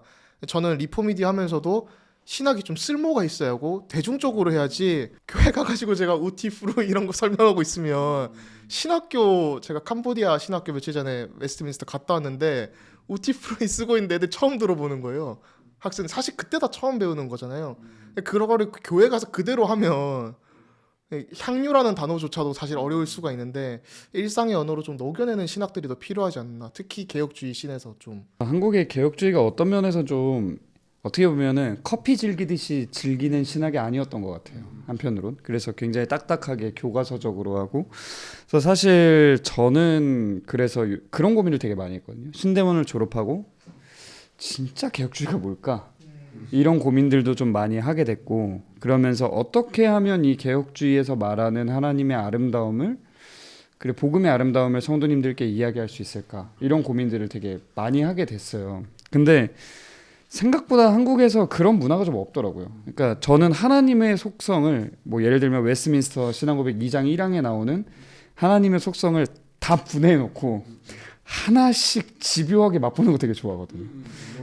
그렇게 해서 이렇게 하면 되게 다 비슷한 맛이 나는 내용들인데 들어가면 끝에 향미가 다르다거나 이런 식으로 하나님의 속성이 굉장히 이렇게 다채롭게 입안에서 터진다 그래야 될까요? 이런 이미지가 있는데 한편으로 한국에서는 그게 되게 약한 것 같아요. 그러다 보니까 우리가 하나님 믿으면 뭐가 좋아? 하면 사실 얘기하신 것처럼 제육볶음만 먹어도 할 말이 많은데 진짜 맛집만 가도 할 말이 많은데 하나님에 대해서 하나님 그냥 좋으셔 선하셔 그 이상의 뭔가 대단한 게 나오지 않는 그러니까 그렇게 예를 들어 하나님이 정말 선하시면 그게 내 삶에서 어떻게 드러날 수 있고 그분을 누린다는 게 내 삶에서 어떤 은혜가 있고 그게 얼마나 행복하고 기쁜지가 막 터져 나올 텐데 좀 그런 신학이 많이 사라진 시대에 우리가 살고 있는 것 같아요. 그래서 목사님 얘기 딱 듣는데 제육 커피 너무 와닿았습니다. 역시 한국의 팀 켈러라는 게 약간 이런 시대적인 배경을 너무 잘 해석해 주시니까 저희가 이제 뉴욕 맨하탄이 아니기 때문에 이제 대한민국 서울에서 제육 정도면 아주 좋은 비유 같이 느껴지거든요. 너무 와닿고. 근데 이제 그것도 상황화가 필요해요. 왜 여러분들이 와닿냐면 여러분들이 다 남성들이기 때문이에요. 여기 있는 3명의 게스트가 여성이었다. 저는 다른 예화를 들었을 겁니다. 어떤 걸로 하실 건가요? 저는 화장품으로 갔겠죠. 그렇죠. 이거 파운데이션 몇 호다부터 시작해가지고 다 그렇게. 얘가 이제 뭐 지성 피부에는 어떻게 발현이 되고 이렇게 좀 가주면 잘생긴 사람이 이런 얘기를 하니까 지금 짜증이 나요. 그러니까 저희 입장에서 매주 짜증을 느끼고 있어요. 네. 그러니까 이게 지금 뭐 하는 짓이야. 대화 나누면서 든 생각이 사실 목사님 처음 딱 이렇게 저희 얘기할 때 신학을 하는 그 하나님을 사랑하고 영광 돌리고 이런 부분들 나눠주셨던 게 진짜 좀 저희한테 필요한 것 같아요. 그러니까 신학을 하는 목적, 개혁주의 신학을 하는 어떤 이유들이나 이런 걸 했을 때 저희가 뭔가 논쟁적으로 싸우자 이것보다 결국 그 싸우는 과정들도 청교도들도 그렇게 막 날을 서서 교리를 정립을 했던 이유도 어떻게 우리가 하나님 바르게 믿고 사랑하고 영광 돌리고 이 향유하는 그런 부분들이었는데 실제로 또 말씀하신 것들을 신학적으로 풀면 또 그 theology of drama 이런 걸로 최근에 많이 했잖아요. 드라마의 어떤 발타자르나 여러 뭐 베누저나 베누저. 얘기하면서 했었는데 그거 이제 신학자들의 일인 거고 저희가 일상을 살아가면서 더 하나님을 사랑하고 누리고 찬양하는 그런 자료들을 저희가 좀 그게 신학의 대중화가 아닐까 와닿는 거를 해서 그분들이 정말 삶에서 예배자로 서고 정말 하나님께 영광 돌릴 수 있도록 돕는 게 저 일인 것 같습니다, 진짜. 이제 시초로 돌아가서 목사님께서 대중 설교가로 알려지시고 이렇게 됐는데 사실 이제 시간교회 개척이라는 일이 있었잖아요. 근데 제가 이걸 뭐 여러 매체에서 봤지만 아까도 부교육자 생활이 없었다고 하시고 근데 그런 매체들에서 본 걸로는 친구들이 너가 설교해라고 해서 교회를 개척했다 그런 걸로 이제 알려져 있잖아요. 이게 진짜인지도 궁금하고 그 같이 있던 분들이 설교를 하나 했을 때 그거를 받아들이시게 된 계기도 좀 그게 맞다면 그런 것도 궁금하고. 아니 너가 설교회까지는 아니었고요. 당연히 이제 이미 제가 설교하고 있는 중이었고 제가 이제 사람들 설교라기보다는 사람들 모여 성경 공부를 하고 있었죠. 그러니까 이제 성경 공부를 하고 있는 과정에서 뭐 갈 데가 없는 상황이었으니까 그냥 교회를 개척할까 해가지고 한 거죠. 근데 했는데 그때만 해도 뭐 부끄럽지만 소명감은 없었고 워낙 이단 출신이면 갈 곳이 없잖아요. 근데 이제 제가 고신에 딱 들어가가지고 고신 교단을 있다가 망하면 이 사람들이 이단 출신이 아니고 고신 교단 출신의 사람들이 되는 거잖아요. 그래서 신분 세탁을 위해서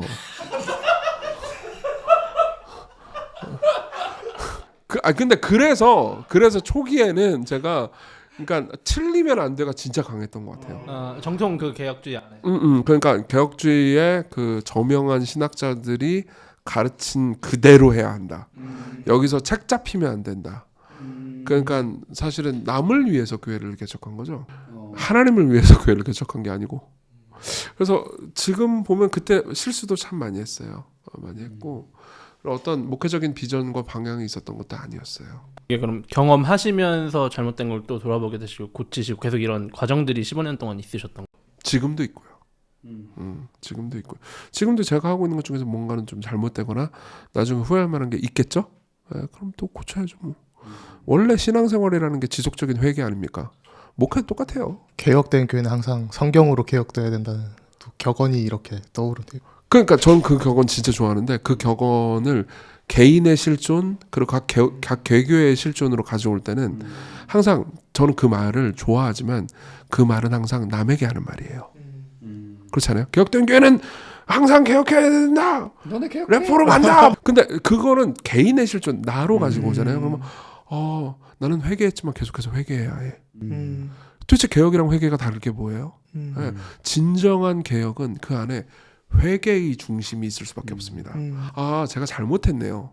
하나님께서 지금이라도 이걸 깨우쳐 주셔서 너무 감사해요. 그럼 바뀔게요. 네. 이게 개혁 아니에요? 네. 저도 이제 뭐 개인적인 얘기지만 저도 뭐 와 방금 거 멋있었다. 쇼스로 네. 땀싸. 아니 이게 너무 울림이 있는 게 근데 쇼스로 따면 아까 그 문제까지 하겠지? 저도 이제 어릴 적에 뭐 또 비성경적인 그런 것들을 많이 보고 자라고 비윤리적인 것들 보고 이러다 보니까 더 개혁 신학에 대한 갈망이 있고 한편으로는 좀 이제 이렇게 신학을 저희가 너무 사랑하게 되고 또 교회 사실은 신학을 사랑한다면 교회를 사랑하는 거죠. 하나님 사랑하고 또 공동체로 왔을 때 진짜 하나님께서 사실 어떻게 일하시는지 모르잖아요. 저희가 불신자들 전도해서 이렇게 교회로 데려오고 교회화가 되고 진짜 성도로 이렇게 세워지고 하는데 그런 과정에서 좀 그런 출신들이 정말 회개하고 날마다 이렇게 회개하는 과정들 속에 있기 때문에 또 비행기가 사실 착륙을 또 잘해야 되고 그래서 그런 부분에서 좀 교회에서도 다 또 품어주시고 저는 올바른 복음이 선포되면 이단들이 결국 교회를 흔들 수 없다라고 생각을 하거든요. 교회의 주인 완전히 하나님이시고 공감합니다. 네. 네. 그래서 누가 오든지 뭐 교회에 누가 오든지 간에 타 종교인도 올 수 있고 와서 정말 올바른 복음만 계속 선포되면 그 영혼이 하나님 앞에 서고 회개할 거고 그런 의미에서 너무 뭔가 손가락질이나 뭔가 좀 그런 것들이 너무 저도 많이 공감이 되고 오히려 더 받아주고 좀 품어주고 진짜 또 저는 이게 그런 생각이 들더라고요. 하나님이 정말 신실하시다. 진짜 우리가 은혜롭고 자비로우신 하나님께서 너무 신실하셔서 우리가 그릇된 길로 가고 있었더라도 은혜를 주시고 그게 그냥 교리로 저도 들어서 되는 게 아니라 살아가다 보니까 이게 체득이 되는 거예요. 진짜 나의 경험으로 알게 되고 이제는 하나님이 정말 나의 하나님이구나. 너무 은혜 주시고 이끌어 주시는 게 좀 보이게 되고 좀 참 그런 것들이 너무 와닿게 되는 것 같아요. 개혁주의 신학이 어찌 보면 이런 부분에서도 더 열정 있게 좀 아름다운 방향으로 공부를 하게 만드는 것도 있는 것 같아요. 그러니까 사실 우리가 교회에 이단이 뭔가 왔을 때 또 이단 출신에서 이단에서 나오신 분이 왔을 때 상당히 경계하는 분위기가 있잖아요. 근데 저는 한편으로는 정말로 내가 개혁주의적인 신학의 요소들을 가지고 있고 신앙 고백적인 전통 안에 바로 서 있으면 그렇게까지 경계할까라는 생각이 들거든요. 알려줘야죠. 그리고 네, 오히려 경계에서 할 말이 많잖아요. 그 사람들 네. 그것도 거기로 돌아가라 할 수도 없잖아요. 사실. 네, 그것도 그렇고 대화를 깊이 할 필요가 있죠. 왜냐하면 대화를 깊이 하고 경계하지 않고 대화를 깊이 하면 더 잘 비판할 수 있게 됩니다. 왜냐하면 잘못하면 허수아비 때리기를 한단 말이에요. 그래서 뭐 예컨대 제가 있었던 베레아만 해도 베레아에 대한 비판 같은 것들이 지금도 있죠. 실제 그 안에 있었던 사람들이 보기엔 이건 허수아비 때리기 할 만한 비판도 많아요. 모든 이단들이 비슷한 상황인 비슷하죠. 것 같아요. 다락방도 네. 비슷할 거고. 네, 다락방도 그런 거 보면 사실은 외부에서 허수아비를 때렸기 때문에 내부가 결집되는 이상한 현상들도 발생을 하거든요. 거봐라 쟤네가 뭘 또 모르고 네, 이런 그러니까 얘기하는 거 아니냐 이렇게 되니까 오히려 정확하게 저희가 짚을 걸 짚어주고 또 틀린 복음과 틀린 가르침을 갔을 때 성경과 다른 가르침을 갔을 때 이게 얼마나 위험한지 그런 것들에 대해서 저희가 면밀하게 분석을 해주고 또 정말 나오는 사람들에게는 사랑으로 또 포용을 해주고 올바른 교리를 잘 알 수 있도록 이렇게 또 품어줄 필요도 있지 않나라는 생각 많이 합니다. 저도 이제 가까운 가족이 신천지 지금도 있고 이제 그 한참 저를 포섭하려고 했을 때 이제 신학을 공부해야겠다고 마음을 먹은 게 뭔가 틀리다고 얘기는 들어서 틀린 건 알겠는데 우리 정통 신앙에 있어서 뭐가 틀린지 모르겠는 거예요. 거기서 똑같이 하나님 얘기하고 예수님 얘기하니까. 성경 얘기하고 네, 이제 네. 그러다 보니까 제가 그때 고등학생 막 20살 이제 넘어갈 이쯤이었는데 나도 뭐를 알아야겠다. 이 성경이란 걸 알고 성경이 무엇을 말하는지 알아야지 그들의 그 허점에 대해서도 얘기할 수 있는 거지.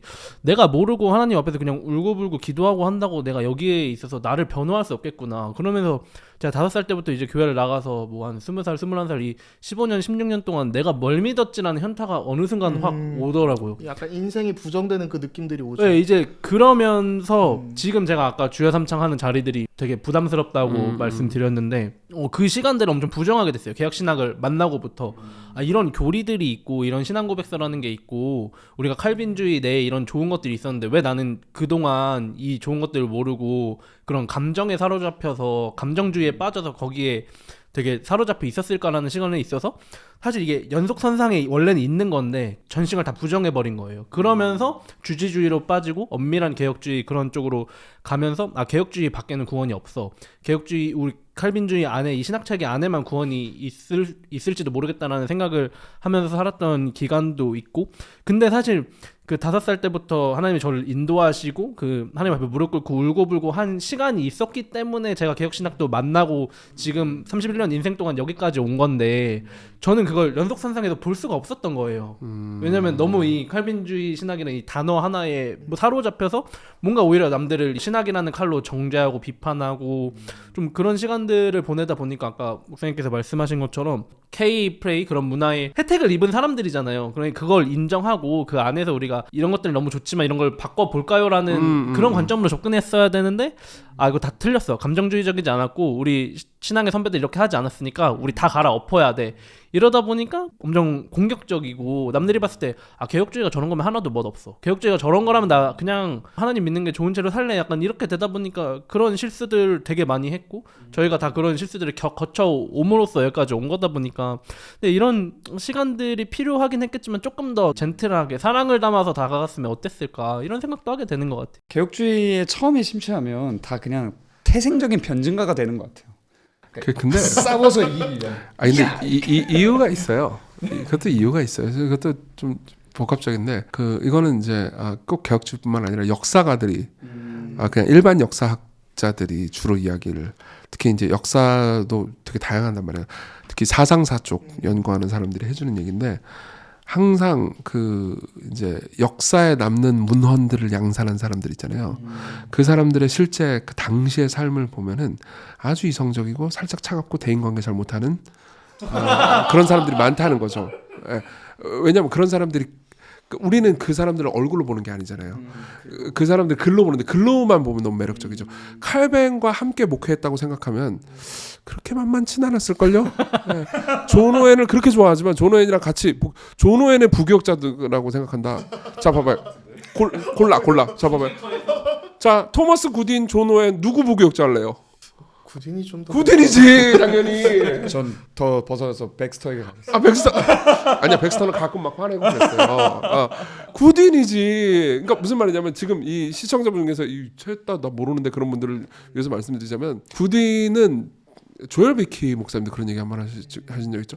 학문적으로는 오웬에 비해서 결코 뒤떨어지지 않는다. 그리고 형이상학적인 표현에 있어서도 최고치였거든요. 근데 굿인은 항상 목회자였기 때문에 아이고 내가 쓰는 말을 우리 교회 성도들이 이해 못하면 안 되지 그러면서 계속 자기 자신을 브레이크를 걸어버렸어요. 그러다 보니까 역사에 남는 탁월한 그런 논증 같은 것들은 말을 할 수 있었지만 못 썼죠.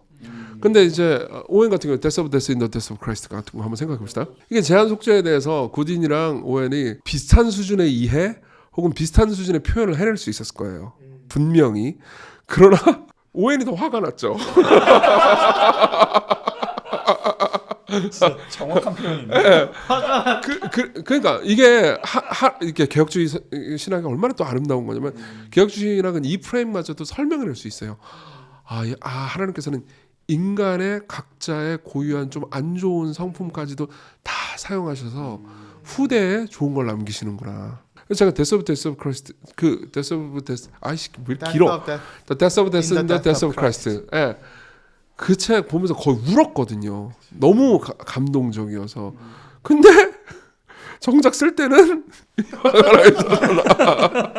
그러니까 이게 하나님이 얼마나 아름다운지 그리고 하나님께서 얼마나 인간의 연약함을 다 바꾸셔서 선으로 이끄시는지를 말해주는 예화가 되죠. 그래서 그냥 제 생각에는 책을 많이 읽는 건 나쁜 게 전혀 아니고 그리고 책을 읽으면서 하면 좋는데 예를 들면 17세기나 16세기의 책을 읽으면 되는데 너무 17세기와 16세기처럼 살진 말아라. 지금 우리 21세기에 살고 있다. 그러니까 저도 그 간격이 있었어요. 이제 청교도 좋은 건 알겠는데 지금 우리 21세기에 스마트폰도 있고 AI도 있고 새로운 논제들이 너무 많은데 물론 그것들을 청교도적인 렌즈로 해석은 할 수 있겠지만 청교도가 우리한테 100% 답은 될 수 없다라는 답답함이 항상 있었거든요. 청교도면 무조건 끝난다고 하시는 분들이 여럿 계시니까 그 분들이 저는 참 답답하게 다가온 적이 좀 있었던 것 같아요. 그래서 그 윌리엄 스틸 목사님 책에도 그 얘기 나오거든요. 그대로 복원하려고 하지 마라. 복원할 시대가 수도 없고. 달라졌고 진짜 복원할 수도 없고 그 복원한다고 성도님들이 어떻게 알아듣겠어요? 갑자기 설교 2시간 하면. 전 그래서 자유대 다닐 때 진보적이라고 하면 좀 표현이 이상한데 그런 과학이나 이런 이슈들도 굉장히 많이 다루다 보니까 네덜란드 그러니까 화란의 그 아름다운 개혁 신학이 어떻게 또 현대 이슈들을 또 문화들을 잘 접점을 취하는지를 좀 많이 본 것 같아서 교수님들 사이에서도 의견이 다른 게 있고 많이 배우게 되더라고요. 그래서 좀 신학이 굉장히 좀 문화적으로도 저희가 얘기할 수 있는 것도 많이 얘기를 해야 되지 않나. 오히려 개혁 신학 가지고 저희가 재해석을 해주는 거죠. 아까 제육볶음 예화처럼 진짜 좀 잘 이렇게 이런 거야 이러면서 접점을 많이 만들어야 돼요. 네. 제육볶음 하니까 그거 생각나네요. 지금 저희가 먹는 제육볶음을 17세기 청교도들한테 갖다 주면 맛있게 먹지 못할 거예요. 시대가 달라졌기 때문에 입맛도 다를 거고. 그건 모릅니다. 왜냐하면 제육볶음은 정말로 영화로운 음식이에요. 제육볶음 절대주의자 입장에서 농담. 전에 식사할 때도 제육볶음 먹었던 기억이 갑자기 나는데.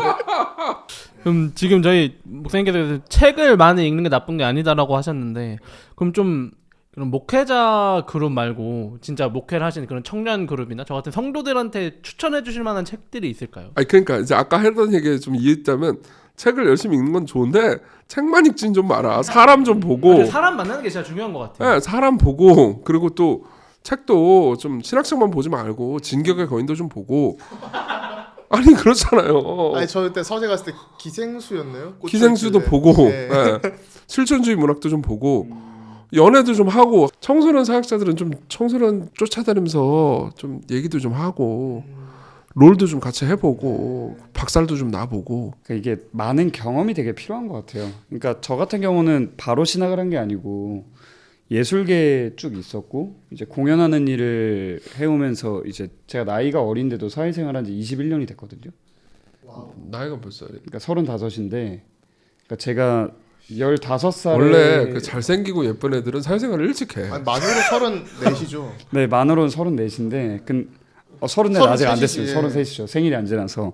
근데 이제 제가 중학교 2학년부터 사회생활을 했거든요. 갑자기 이상한 사람. 거리감이 너무 많이 느껴진다. 내가 옆에 있으면 안 될 것 같아.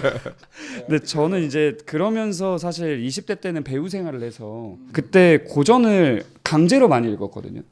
셰익스피어도 계속 읽고 전 진짜 읽기 싫었어요. 왜냐면 무슨 말인지 하나도 모르겠거든요. 이게 왜 이런 표현을 했을까 하면서 억지로 참고 이제 대학에 다녀야 되니까 연기과에 다니고 있었기 때문에 열심히 읽고 했고 그리고 이후에도 뭐 다양한 소설도 읽고 철학책들도 그냥 궁금하니까 막 찾아서 읽어보고 그러니까 이게 사실 그리스 문학을 읽으려면 철학도 봐야 되거든요. 그러다 보니까 뭐 플라톤도 많이 갖다 놓고 읽어보고 이렇게 자연스럽게 시기를 보내다 보니까 신학을 함에 있어서 늘 그 생각을 많이 했거든요. 인간은 너무 복잡하다. 와, 인간이라는 존재는 너무 어렵고 너무 복잡하기 때문에 시대마다 인간상이 조금씩 달라지는 것도 크고 어떤 사람에게 복음을 증거하는 데 있어서도 시대와 지역과 환경과 그 가정의 분위기에 따라서 가르치는 게 너무 다르겠다. 그러다 보니까 저는 개혁주의 신학을 너무 사랑하고 공부하면서도 동시에 그런 생각을 많이 했거든요. 이걸 각 사람의 입에 넣어주려면 진짜 각양각색의 방식으로 다 다르게 요리를 해야 되는데 이거를 결국에 우리가 그냥 16, 17세기 문헌만 보고 말씀하신 것처럼 책만 그냥 드립다 본다고 해서 이건 해결되지 않는구나. 결국에 인간을 많이 만나봐야 되고 그리고 저는 불신자들을 좀 많이 만나야겠다는 생각도 되게 많이 아주 했거든요. 중요하죠.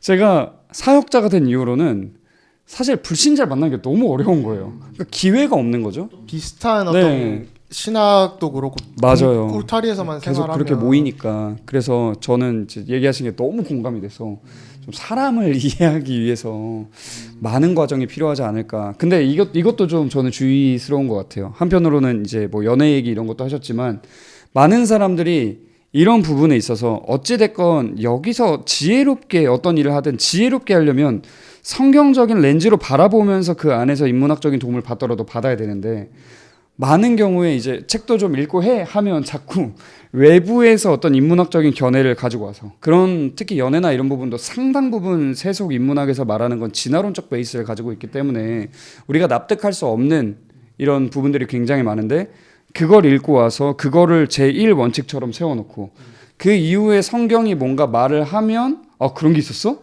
이렇게 갔는데 이미 늦어버린 이런 경우들이 굉장히 좀 많다는 걸 느끼거든요. 아니 그래서 그러니까 기독교 교리 및 기초 윤리에 대한 확고한 이해가 있은 다음에 뭘 해야 되는 거죠. 그러니까 이게 둘 다가 문제인 거죠. 예를 들면 특히 목회자들 입장에서 맨날 디립다 신학책만 봐요. 그리고 진짜 일반 서적이나 이런 거 아무것도 안 읽고 사람도 안 만나요. 그러면 적용을 못 하죠. 근데 이게 신학이 별로 안 튼튼해. 그 신다운 때 놀았어. 그리고 졸업을 해버렸네.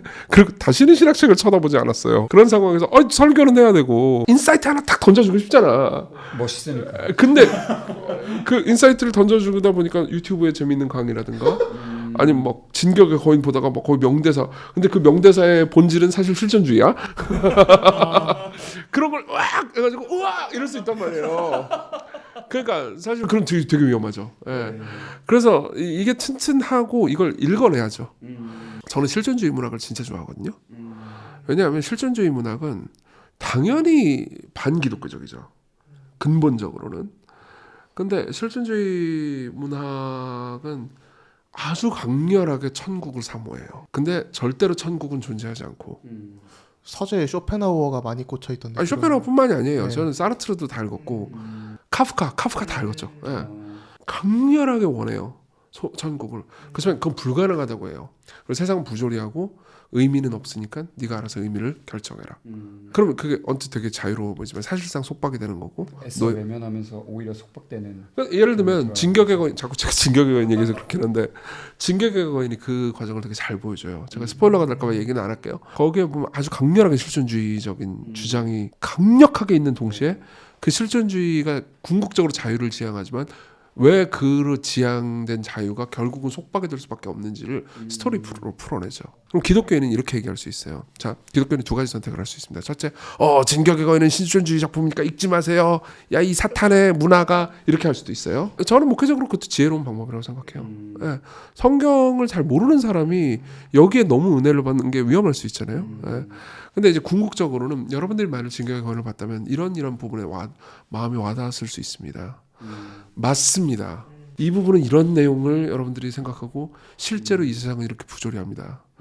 그러나 만일 하나님이 없고 그리고 인생의 끝이 죽음이 끝이라면 이 진격에 있는 이 대사는 정말로 맞습니다. 카프카가 한 이 말은 정말로 공감을 말합니다. 그중에 성경을 보십시오. 여기에 보면 인생이 끝이 아니라고 말합니다. 그럼 하나님은 계획이 있다고 얘기합니다. 여기서 이제 개혁주의가 빛날 수 있는 거죠. 아르미니우스주의는 여기에서 그러니까 궁극적 답을 내놓을 수가 없어요. 하나님께서는 악을 사용하셔서 선을 이루시고 그리고 인생의 최종장과 이 역사의 끝은 인간의 손에 달려 있는 게 아니고 그분의 주권에 달려 있다. 이걸 개혁주의처럼 강력하게 부르짖는 게 어디 있어요? 그럼 실존주의에 대한 궁극적인 대항이 될 수 있는 거죠. 이게 에드먼드 클라우디가 했던 일입니다. 클라우디가 교수님이고 대학교 총장님이라서 설교자로서의 그의 능력은 그렇게 많이 알려지지 않았어요. 진짜 탁월한 설교자입니다. 그러니까 상당히 유명했던 실존주의 문학들을 자유자재로 인용하면서 이 실존주의에서 말하는 저주는 사실 아담의 저주, 아담 이후에 인류가 당할 수밖에 없는 저주고 그냥 어쩔 수 없이 받아들여야만 하는 게 아닙니다. 우리는 이 저주에 저항할 수 있고 그리고 그 저주를 온몸으로 맞으신 분이 계십니다. 로 끌고 가는 거죠. 저는 여기서 중요한 게 요즘은 이거를 자기 개발이 한국에 엄청 붐이었다가 지금 조금 죽었지만 그런 게 있는데 저는 시대예보 그 송기랑 박사님이 쓴 그걸 통해서 좀 기독교적으로 우리가 이걸 어떻게 해석해야 될까에 대한 글도 좀 쓰고 했었는데 그분이 짚어낸 이 시대의 맥락이 굉장히 공감 가거든요. 맞아요. 뭐 경량 문명이나 핵개인의 시대 아니면 호명사회 이런 게 실제로 지금 이루어지고 있는 거고 저도 뭐 프리랜서로 또 1인 사업가로서 이 세상에 살아가면서 거기에 공감을 되게 많이 하지만 기독교적으로 공감할 수 없는 부분들이 있었어요. 필연적으로 기독교인은 교회로 모여야 되기 때문에 핵개인이 될 수 없고 그리스도인으로 불리는 게 가장 영광스러운 일이기 때문에 각자의 이름이 불리는 게 자기 부인의 삶에서 멀어진다고 생각하고 경량 문명이라는 것도 결국 우리가 보편교회를 생각하다 보면 개교회주의보다 이 리폼드 카톨릭을 추구하면서 나아가야 하는 이 방향성을 보면서 이게 이 시대적인 맥락으로 맞지만 우리가 교회로서 이것들을 흡수하다 보면은 교회 안에 들어왔을 때 이게 되게 답답하게 느껴질 수 있고 성경이 성경답게 읽히는 게 아니라 이 시대의 맥락으로 읽힐 수밖에 없겠구나라는 생각들을 많이 하면서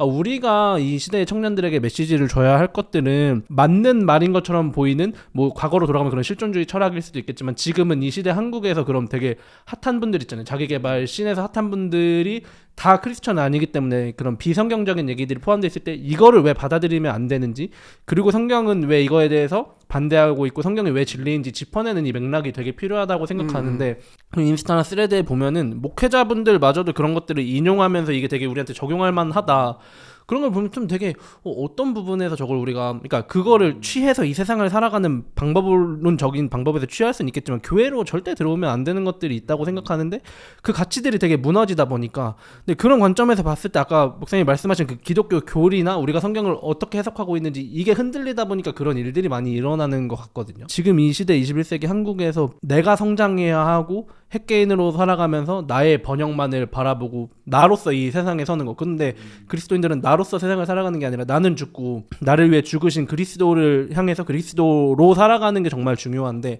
내가 너무 드러나는 시대다 보니까 결국 이 철학의 사조가 결국 포스트 모더니즘으로 이어지는 거고 그런데 이런 부분들에 대해서 우리가 이 시대의 청년들에게 어떤 해답을 줄 수 있을까 이거를 전 되게 많이 고민하는 것 같고 목사님께서도 그런 부분을 되게 많이 고민하시는 것 같더라고요. 그러니까 이게 이제 이런 친구는 이제 예를 들면 이제 송기론 뭐 교수님이라고 할게요. 뭐 작가라고도 하고 하는데 그분의 저서를 예를 한번 들어보죠. 그러니까 거기에 보면은 어떤 작가든 누구든 결국은 제시하는 희망이 있고요. 그리고 그 희망에 이르는 길이 있고요. 그리고 현재의 상황에 대한 분석이 있습니다. 그럼 송기론 교수님 같은 경우에는 분석 정말 탁월하죠. 그리고 그 사람들이 바라는 희망을 건드려요. 사람들이 바라는 희망은 뭘까요? 송기론 교수님의 그 책이나 이 모든 것들을 읽는 사람이 간절히 바라는 희망이 있어요. 뭐냐면 내가 쓸모없는 사람이 되고 싶지 않아요. 사회 구성원으로서 잘 살아가는 게 어떤 의미인지 내가 정말 쓸모 있는 사람이 되고 싶은데 가치 있게 평가받고 내가 가치 있는 사람이 되고 싶은데 AI가 막 해요. AI 때문에 내 직업을 잃어버리면 사실은 결국은 뭐 어떻게 돼요? 나는 쓸모없는 사람이 되는 거죠. 예. 뭐 그러니까 핵개인의 시대니 경량 문명의 시대니 전부 다 뭘 얘기하냐면 이런 거예요. 마음속 깊은 곳에서 사람들이 가지고 있는 그 심선을 송기론 교수님은 이런 얘기를 해주는 거예요. 자, 봐봐. AI 너무 염려하지 마. AI가 개인을 거의 전능에 가까운 단계까지 이끌어줄 거야. 근데 그 상황에서 네가 내 말 잘 듣고 이걸 하잖아. 그럼 너는 여기서 여전히 의미 있다고 역임받을 수 있어. 그러니까 송기론 교수님 작가님의 글을 그렇게 많이 보고 그렇게 많이 소비하는 거예요. 왜냐면 거기에 희망을 제기하거든요. 근데 그 희망의 궁극적인 방식은 행위구원이에요. 내가 송기론 교수님 말한 것처럼 일단 저분 강의 열심히 듣고 AI 공부 열심히 하고 그리고 개인이 어쩌고저쩌고 앞으로 이런 일들이 있을 거니까 피지컬 AI도 있고 그러니까 이걸 하면은 나는 세상에서 의미 있고 가치 있고 세상에 있는 사람들이 잘하였다 착하고 충성된 종아라고 말해줄 거야라는 소망을 이루는 거죠.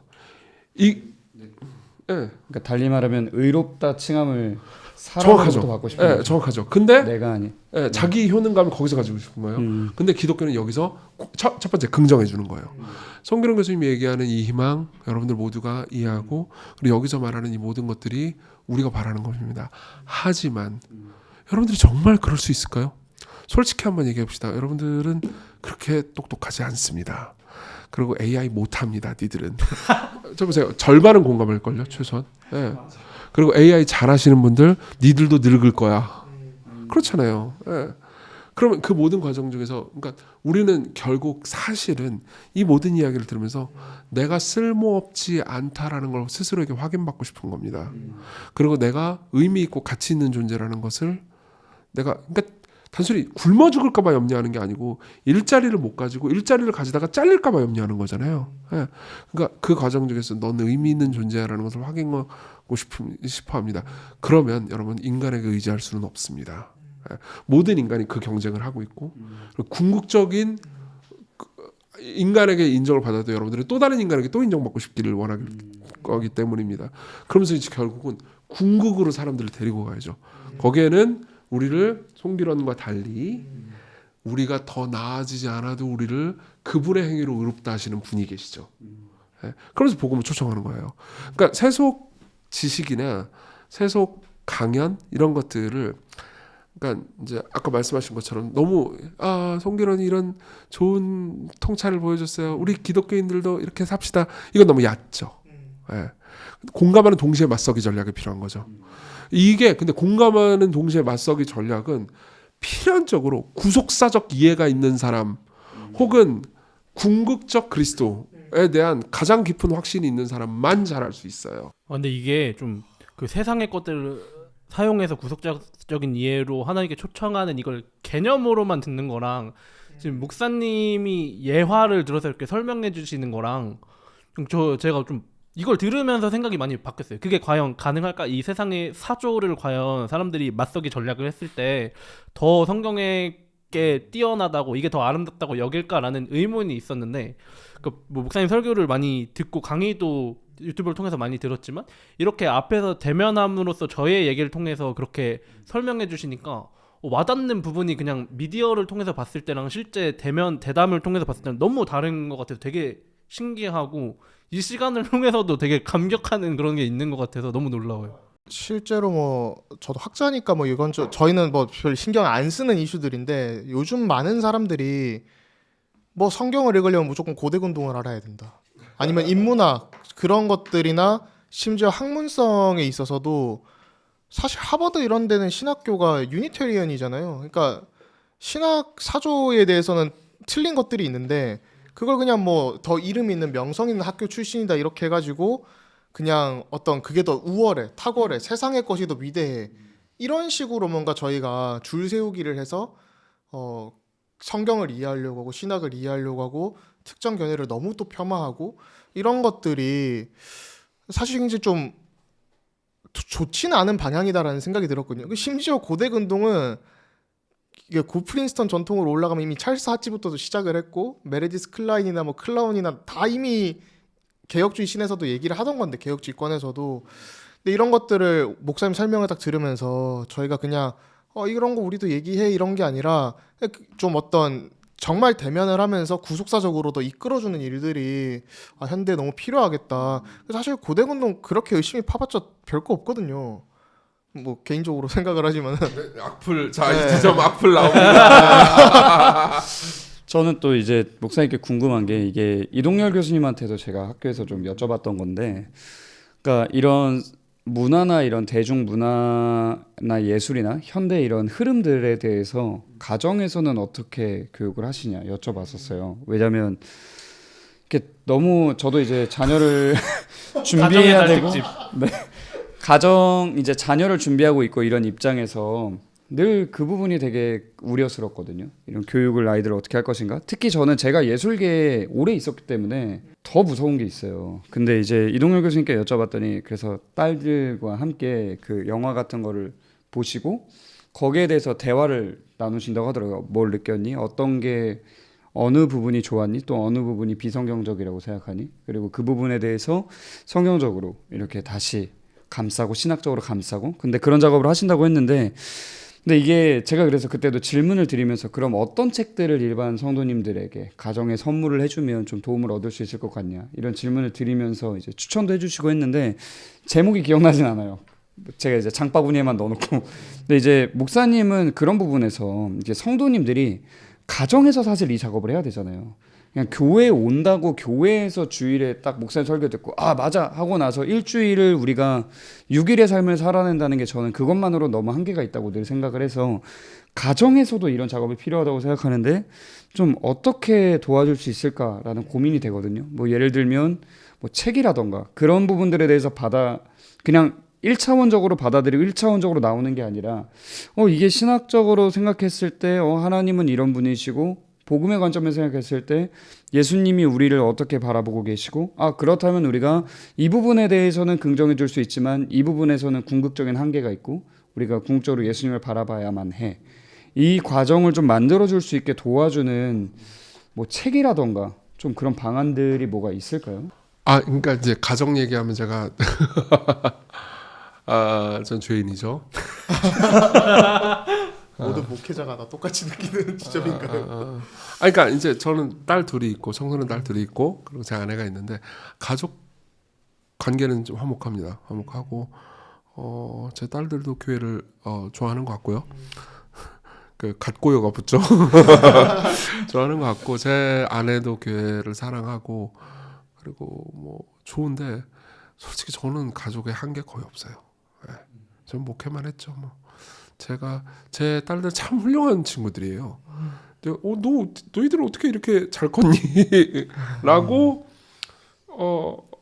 말하고 싶을 정도로 좋은 친구들인데 제가 잘한 건 없어요. 하나님의 은혜. 뭐 제 아내가 좀 잘한 게 있겠죠. 아내가 잘한 게 있고 우리 친구들이 착해요. 모르겠어요 왜 그런지. 그러니까 그건 진짜 은혜인 것 같아요. 그래서 여기에 대해서는 제가 할 말은 없어요. 할 말은 없고 뭐 지금까지의 제 딸들이 자라준 거에 감사하고 앞으로도 잘 자라주기를 기대하면서 진짜 감사한 것 말고는 없는데, 가족이라는 주제를 생각할 때 저는 더더욱 이제 개혁주의 신학을 고민하게 됩니다. 그리고 개혁주의 신학과 도시의 그리스도인의 문화적인 배경을 좀 더 생각하게 돼요. 그러니까 무슨 말인지 좀 설명을 해드릴게요. 개혁주의 신학은 확실히 개혁주의 신학과 개혁교회는 가정을 중요하게 생각합니다. 가정 예배라든가 가정에서 뭘 하는 거라든가 이런 걸 상당히 중요하게 생각하죠. 근데 뜻밖에도 그 배경엔 도시가 아닌 것이라는 배경이 있어요. 비슷한 사람들끼리 또 모여 살았던 네덜란드 개혁교회도 그렇죠. 뭐 일도 가정 뭐 지하실에서도 많이 했고 무엇보다 지금 굉장히 가정 예배를 중요하게 여기는 교회들 있잖아요. 그 국가들은 오후 4시에 퇴근합니다. 가장이 우리나라에서 그딴 게 어디 있어요? 불가능하죠. 오후 4시에 퇴근할 수 있어요? 그러니까 이런 문제들을 예를 들면 그 목회자가 그걸 모르고 성도들의 삶을 모르고 가정 예배 잘 들어요. 가정 왜? 그러면은 그러니까 비현실적이라는 거죠. 그러니까 저 미국의 그런 책 보디바우커 목사님 뭐 자녀를 믿음으로 양육하는 그거 보면서 저희가 느꼈던 게 21세기 서울에서 이거를 어떻게 합니까라고 반문했던 적이 있어요. 이 책을 보면서 그런 느낌인 것 같아요. 그러니까 그거는 보디바우커 목사님이 잘못한 게 아니고 그걸 수입해가지고 우리가 어떻게 적용할지를 고민을 하는 게 잘못이죠. 고민을 할 때 이제 첫 번째로는 일단 훨씬 더 교회 공동체 가치가 중요합니다. 제 생각에는 특히나 이거는 한국 경우에 더더욱 심해요. 교회 공동체에서 좋은 가족 환경을 만들어줘야 되고 그리고 특히나 결혼을 다 하지 않잖아요. 21세기 서울에서는 결혼을 다 하지 않아요. 결혼을 하기 싫어하는 게 아니에요. 하고 싶은데 못하는 거죠. 문화적으로 결혼의 허들이 되게 높아졌어요. 네. 그리고 이거는 이제 성윤리의 수준이 낮아진 것도 한몫했습니다. 이건 사회학자들이 하는 말인데 옛날보다 성관계 가격이 싸졌다라는 표현을 써요. 예전에는 결혼을 해야 성관계를 할 수 있었어요. 지금은 데이트 비용만 지불하면 성관계를 할 수 있어요. 그럼 남자들 입장에서 왜 결혼을 해야 되냐는 거죠. 결혼은 자기 전 재산과 자기의 삶 전체를 줘야 되는데 근데 남자가 원하는 게 성적인 만족뿐이라면은 옛날에는 저기 결혼을 해야 되는데 지금은 데이트 비용만 내면 된단 말이에요. 그러면 당연히 훨씬 더 싼 가격을 선호하겠죠. 이거 지금 제 생각이 아니고 사회학자들의 표현이에요, 여러분. 여기만 쇼츠 자르면 안 돼요. 그러니까 지금 이런 사회가 돼버렸어요. 사실 그래서 진짜 많은 사회학자들이 이런 얘기를 해줘요. 성적인 자유가 오히려 청년들을 착취하고 있다고요. 예, 특히나 안정감을 누리기를 원하는 청년들 정말 많이 착취하고 있어요. 결혼을 못하게 만들어버렸죠. 오히려. 근데 이제 그런 상황에서 대학문화 공동체가 필요하거든요. 근데 대학문화 공동체로서의 가정은 한 개의 가정은 힘이 좀 약해요. 여러 가정들이 연합해야 됩니다. 그래서 교회의 중요성이 상당히 중요하고요. 저는 그게 첫 번째라고 생각하고 두 번째로는 이제 각 가정에 있어서 은혜라는 개념의 회복이 되게 중요하다고 생각해요. 희한하게 이게 가정에 대해서는 인간들이 율법주의적이에요. 그렇다고 느끼지 않으세요? 어떤 유명한 목회자가 자녀는 신앙이 없다. 그러면은 아유 저희 교회만 열심히 해가지고 목회 열심히 빡세게 하면 어떻게 뭐해? 자녀들 뭐 어떻게 이게 이런 생각이 두 가지 가정에 근거한 건데 첫 번째 가정 내 자녀가 믿는 건 내가 양육을 잘했기 때문이다. 아주 전형적인 아르미니우스주의적인 생각이죠. 그렇지 않아요? 네.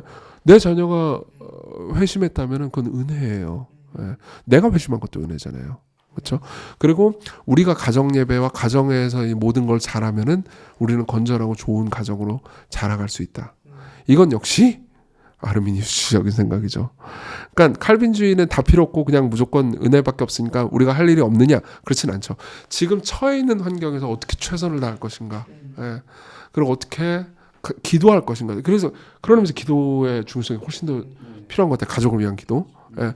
그래서 제가 책을 하나 추천해드리자면 폭풍 속의 가정이라는 러셀 모어의 책입니다. 네. 저희 교회에서 지금 네. 신혼가정부에서 그거를 네. 같이 스터디하고 있던데 이 책은 명저예요.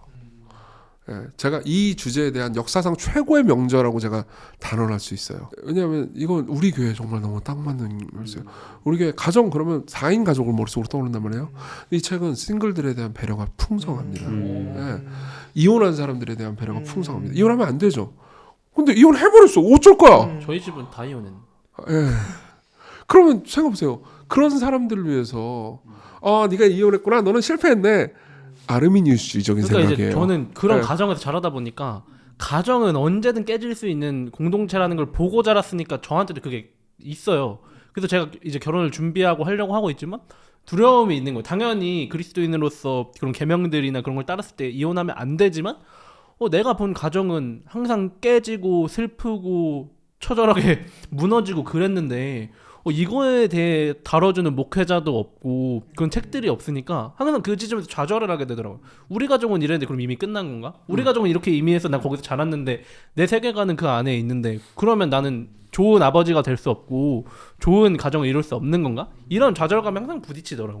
그러니까 이거를 이렇게 생각하면 또 이해하기가 쉬워요. 자, 국가, 도시, 가정 이 세 기관을 생각해 봅시다. 세 개의 공통점이 있어요. 셋 다 하나님 만드신 거라는 거죠. 그렇죠? 그리고 세 개의 공통점이 있어요. 다 인간이 주체가 돼가지고 움직인다는 거죠. 그 말은 무슨 말이냐면 하나님께서 만드셨지만 타락했다는 의미입니다. 그렇죠? 그러면 국가가 타락했다, 국가가 문제가 있다. 사람들 다 고개를 끄덕일 겁니다. 맞아, 국가는 문제가 있어. 도시가 타락했다. 더더욱 고개를 끄덕이죠. 예. 근데 문제는 뭐냐면 하나님이 만드셨기 때문에 우리가 국가의 유익을 얻고 있다. 그런 생각 잘 안 하죠. 국가 유익 얻고 있잖아요. 국가 없어봐요, 여러분. 저기 사람들 총 쏘고 그러면 죽고 그다음 처벌도 없고 개판이에요. 도시의 유익. 도시는 타락했고 시골이 좋아 이런 얘기 되게 많이 하지만 그런 사람들한테 도시에 시골에 가서 살라고 그러면 안 삽니다. 그렇잖아요. 도시가 주는 유익이 얼마. 그러니까 전부 다 국가하고 도시는 이용해요. 그리고 비난하죠. 예. 근데 팀 켈러는 오히려 반대로 생각했어요. 국가와 도시를 사랑해라. 그리고 섬겨라. 예. 근데 가정 같은 경우에는 오히려 좀 이상하게 가정을 하나님이 만드셨다. 이거는 모든 그리스도인이 아멘이에요. 그렇죠? 근데 가정이 죄로 인해서 타락하고 오염됐다. 이거는 마치 인간이 자기의 능력으로 그걸 저항해서 좋은 가정을 세울 수 있을 것 같은 착각을 가지고 살아갑니다. 가정이 잘 바로 세워지면은, 가정이 개혁주의 신학 안에서 율법을 잘 지키면은 좋은 가정을 당연히 세울 거라고. 아니에요. 인간은 그렇게 단순하지 않아요. 예. 인간은 진짜로 타락했습니다. 그리고 죄는 진짜로 사람들을 오염시켰습니다. 그럼 가정에서 죄를 발견하면 이걸 놀래면 안 돼. 어떻게 기독교인의 가정에 이런 일이 있을 수? 그거는 원죄 교리를 충분히 학습하지 못한 태도예요. 예. 우리는 기독교인이고 기독교인들 사이에서도 이런 끔찍한 죄가 있을 수 있어. 이건 하나님을 노엽게 하고 슬프시게 한 일이지. 그러니까 우리는 회개해야 돼. 하지만 이건 인간의 문제를 해결할 수 없어. 우리에게는 은혜가 필요하고 복음이 필요해. 예. 그런 관점에서 가정을 다룬 책이 극히 드물어요. 예. 대부분의 가정에 관한 책은 자, 좋은 가정을 세우려면 이걸 하면 된단다. 아름다운 가정. 너 아버지잖아. 아버지가 아버지의 또 노릇을 똑바로 못했네. 어머니가 어머니의 노릇을 똑바로 못했네. 그리고 현대의 내러티브 중에 하나는 뭐냐면 자식은 무조건 옳다라는 전제예요. 그렇지 않아요? 예. 자식이 삐뚤어졌어. 니들이 잘못 키웠네. 그러나 그 자식이 나중에 부모가 되면 똑같은 일을 또 당할 겁니다. 안 그래요? 예. 이걸 마이클 호트는 유디즘이라고 부르거든요.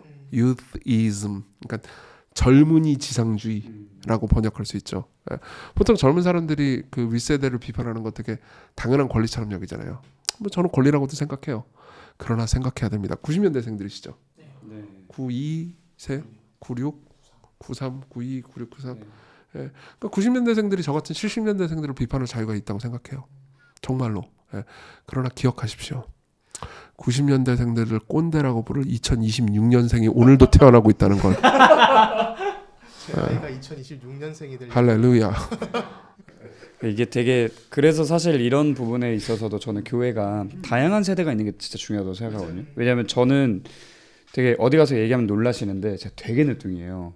아버지가 44년생이시고 저희 할머니는 51년생입니다. 네. 저희 할머니보다 네. 아버지가 나이가 많아요. 저희 어머니가 51년생이시고 저희 아버지가 71년생인데 네. 형이 74년생이시고 네, 형이 74년생이에요. 그리고 와. 이제 뭐 조카들이 99년생도 있고 더 아래도 있고 한데, 그러니까 그러다 보니까 저는 다양한 세대를 한 가족 안에서 계속 봐왔고, 막 큰아버지 80대 후반 가까이 되시고 막 이런 걸 늘 보니까, 그러니까 좀 그 다양한 나이대에 대해서 사실 뭐 비난이 어떻게 보면 권리일 수도 있겠지만 한편으로는 늘 보면서 그런 생각 많이 하거든요.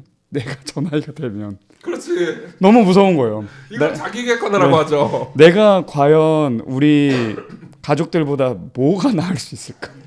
난 죄인인데 너무 무서운 거예요.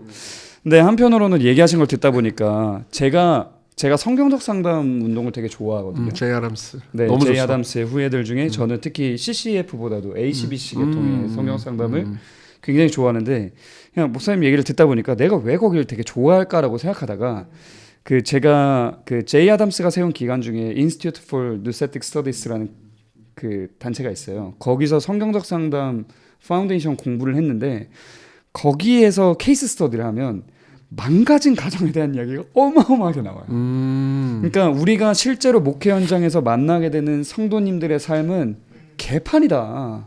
엉망진창이다. 다 분열돼 있고 막 근친상간의 문제, 막 무슨 뭐 살인자의 문제, 뭐 여기서 뭐 이혼의 문제, 불륜의 문제, 막 이 교회, 이 가정과 이 가정 교회 내에서의 불륜의 문제, 막 온갖 말도 안 되는 게 다 나오는데 사실 그게 현실이잖아요. 그게 우리가 살아가는 이 세상의 문제인데 그런 부분들을 한국에서 너무 좀 등한시하고 있지 않나, 교회에서. 그래서 제가 저는 사실 그런 걸 많이 받다 보니까, 이제 그런 교육을 계속 받았다 보니까 인간이라는 게 고대 문학이나 현대 뭐 문학에서 나오는 이런 소설들에서 다루는 정말 막장 드라마 같은 내용들이 막장 드라마가 아니고 현실 드라마다라는 걸 되게 생각을 많이 하고 살아가다 보니까 성도님들이 어떤 특별한 문제가 있는 분들을 봤을 때 사실 별로 놀라지 않거든요. 맞아, 인간은 그래. 나도 저럴 수도 있어. 좀 이렇게 바라보는 게 있는데, 말씀하신 것처럼 뭔가 한국에서는 좀 가정에 문제가 있을 때 부모가 잘못해서 그래, 뭐가 잘못해서 그래, 누가 잘못해서 그래, 좀 이렇게 너무 원초적으로 가다 보니까 어떻게 보면 그런 고난을 통해서 하나님께서는 인간을 바꿔가시고, 이제 뭐 폴트립이나 이런 분들도 그런 부분에 대한, 사람이 어떻게 변하는지에 대한 책들을 많이 쓰셨는데 그런 부분들을 우리가 좀 너무 등한시하게 되는 것 같아요. 그게 되게 신학적인 배경이 있는 거죠. 예, 부모가 뭘 했기 때문에 자녀가 이렇게 된 거고, 자녀가 뭘 하면 어떻게 되는 거고, 이걸 공학적으로 분석해가지고 이 메커니즘을 내가 파악해서 이 메커니즘의 어떤 부분을 고치면은 해결된다. 이건 율법주의거든요. 이걸 가르쳐서 율법주의 혹은 도덕주의 혹은 아르민주의, 예, 종교의 영역이죠. 이게 실제로 현재 그 심리학 계통에서 가정의 문제를 다룰 때 가장 많이 언급하는 부분이거든요. 부모의 죄가 어떤 모습이 자녀에게 물려졌고 그래서 이런 문제가 생긴 거고, 그래서 부모와의 이 관계를 개선해야만 유전적인, 해결이 된다. 그러니까 굉장히 그런 계보적인, 유전적이고 걸 상황적인 네. 어떤 문화. 그리고 굉장히 진화론적이죠. 네. 그러니까 결국은 그러니까 여기에서도 우리가 바라는 게 있죠. 우리에겐 초월이 필요해요. 예. 하나님의 개입이 필요하고, 은혜가 필요하고, 개혁주의가 필요하죠. 할렐루야. 공교롭게도 요즘 제 스승님 얘기들이 많이 나오는데 뭐 제이 아담스도 그렇고 마이크 홀튼도 그렇고, 근데 이제 막 이렇게 수업들 듣고 했지만은 뭐 호튼 교수님도 제이 아담스 밑에서 아마 수업을 들었을 거고 그랬겠죠. 이렇게 쭉 하는데, 호튼이랑 반드루넨 교수님 그런 얘기를 한번 하시더라고요. 자녀 교육에 대해서. 사실 뭐 반드루넨 교수님 자제분은 워낙 뭐 천재에 가깝다고 볼 수 있는데 26인가 7인데 지금 뭐 공부, 제가 이제 졸업할 때 뭐 대학교 가고 해서가지고 이번에 MDiv 들어갔다길래 1년 끝났다더라고요. 그래서 대학 잘 졸업했냐니까 박사를 졸업하고 들어왔다는 거예요.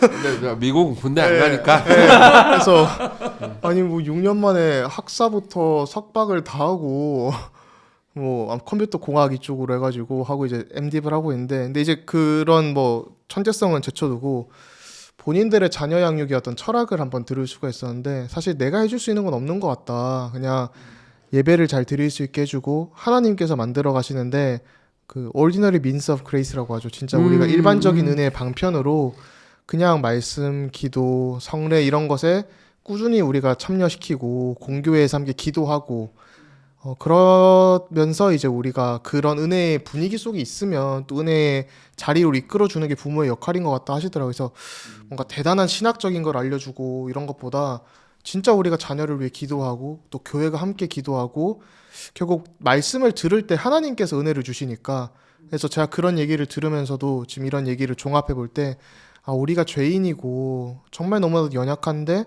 하나님이 은혜로 하시는구나. 자녀 교육도 저도 어떻게 막 해야 될까 고민을 많이 하게 되더라고요. 이제 태교부터 시작을 해서. 근데 결국 맡길 수 있는 거는 하나님의 은혜인 것 같다. 맞아요. 예. 그래서 딱 얘기하다 보니까 그 책 폴트릭 완벽한 부분은 없다. 저거 완벽한 좋죠. 부분은 네. 없다. 그러니까 여기서도 딱 얘기하신 것처럼 그런 율법적인 부분에 대한 오해들과 하나님의 은혜로 흘러가는 이 가정의 모습에 대해서 굉장히 잘 지적해주고 있는데, 이런 책들도 많이 좀 더 소개되고 하면 참 좋겠다는 생각이 듭니다. 하나 더 추천하자면 엘리자베스 피츠패트릭이 쓴 책인데, 자녀 교육 은혜를 만나다. 저것도 그 폴트립 그 책이랑 더불어서 좀 나눌 수 있을 만한 책인 것 같습니다. 너무 많은 얘기 했는데 지금 거의 2시간 가까이 저희 입으로 찍었거든요. 잘라야 되죠. 네, 근데 사실 생각했던 네. 것보다 너무 풍성하고 좋은 얘기 맞아요. 더 하고 싶지만 근데 또 이게 말이 시간, 너무 많어. 아, 너무 시간 좋았습니다, 관계상 더 할 수는 없을 것 같고요. 그냥 다음 시간을 기약해 주셨으면 네, 뭐 또 불러주세요. 진짜. 와, 감사합니다. 아 진짜 너무 은혜로웠습니다. 저 오늘. 마지막으로 그냥 리포미디어 구독자분들에게 짧게 한마디 해주시면 감사하겠습니다. 뭐 어디 쳐다보고 해야 돼요? 안 보셔도 됩니다. 안 봐도 돼요. 네, 뭐 이 채널을 구독 혹은 이제 들으신다라는 거는 기본적으로 신학, 교회, 신학적인 내용들을 어떻게 삶으로 풀어날 것인가 그런 거에 대해서 관심이 있으신 분들이겠죠. 꼭 개혁주의에 관심이 있거나 그렇지 않거나 상관없이, 네, 좀 거기에 희망을, 소망을 품으셨으면 좋겠어요. 그러니까 개혁주의 신학을 움직이는 가장 근본적인 핵심에 있는 원동력은 은혜거든요. 그 은혜를 붙잡고 개혁주의 신학을 항상 하면은 현실 교회에 대해서 불만을 가지게 되거든요. 그건 좋은 불만입니다. 왜냐하면 그런 불만을 가지고 삶을 살아야 교회가 더 나아질 수 있으니까요. 하나님께서 그 불만을 사용해서 교회를 또 성장시키실 수 있고요. 다만 지금의 그 가련한 교회의 모습이 그리스도께서 2000년 내내 사랑해 오신 그 교회의 모습이고, 교회는 종종 뭐 엉망진창의 모습으로 살았거든요. 예수님은 역사상 최장기간 동안 최악의 결혼 생활을 하셨어요. 그렇잖아요. 뭐 간음을 안 한 적이 있나 교회가? 예. 근데도 불구하고 한 번도 버리신 적이 없죠, 그리스도께서.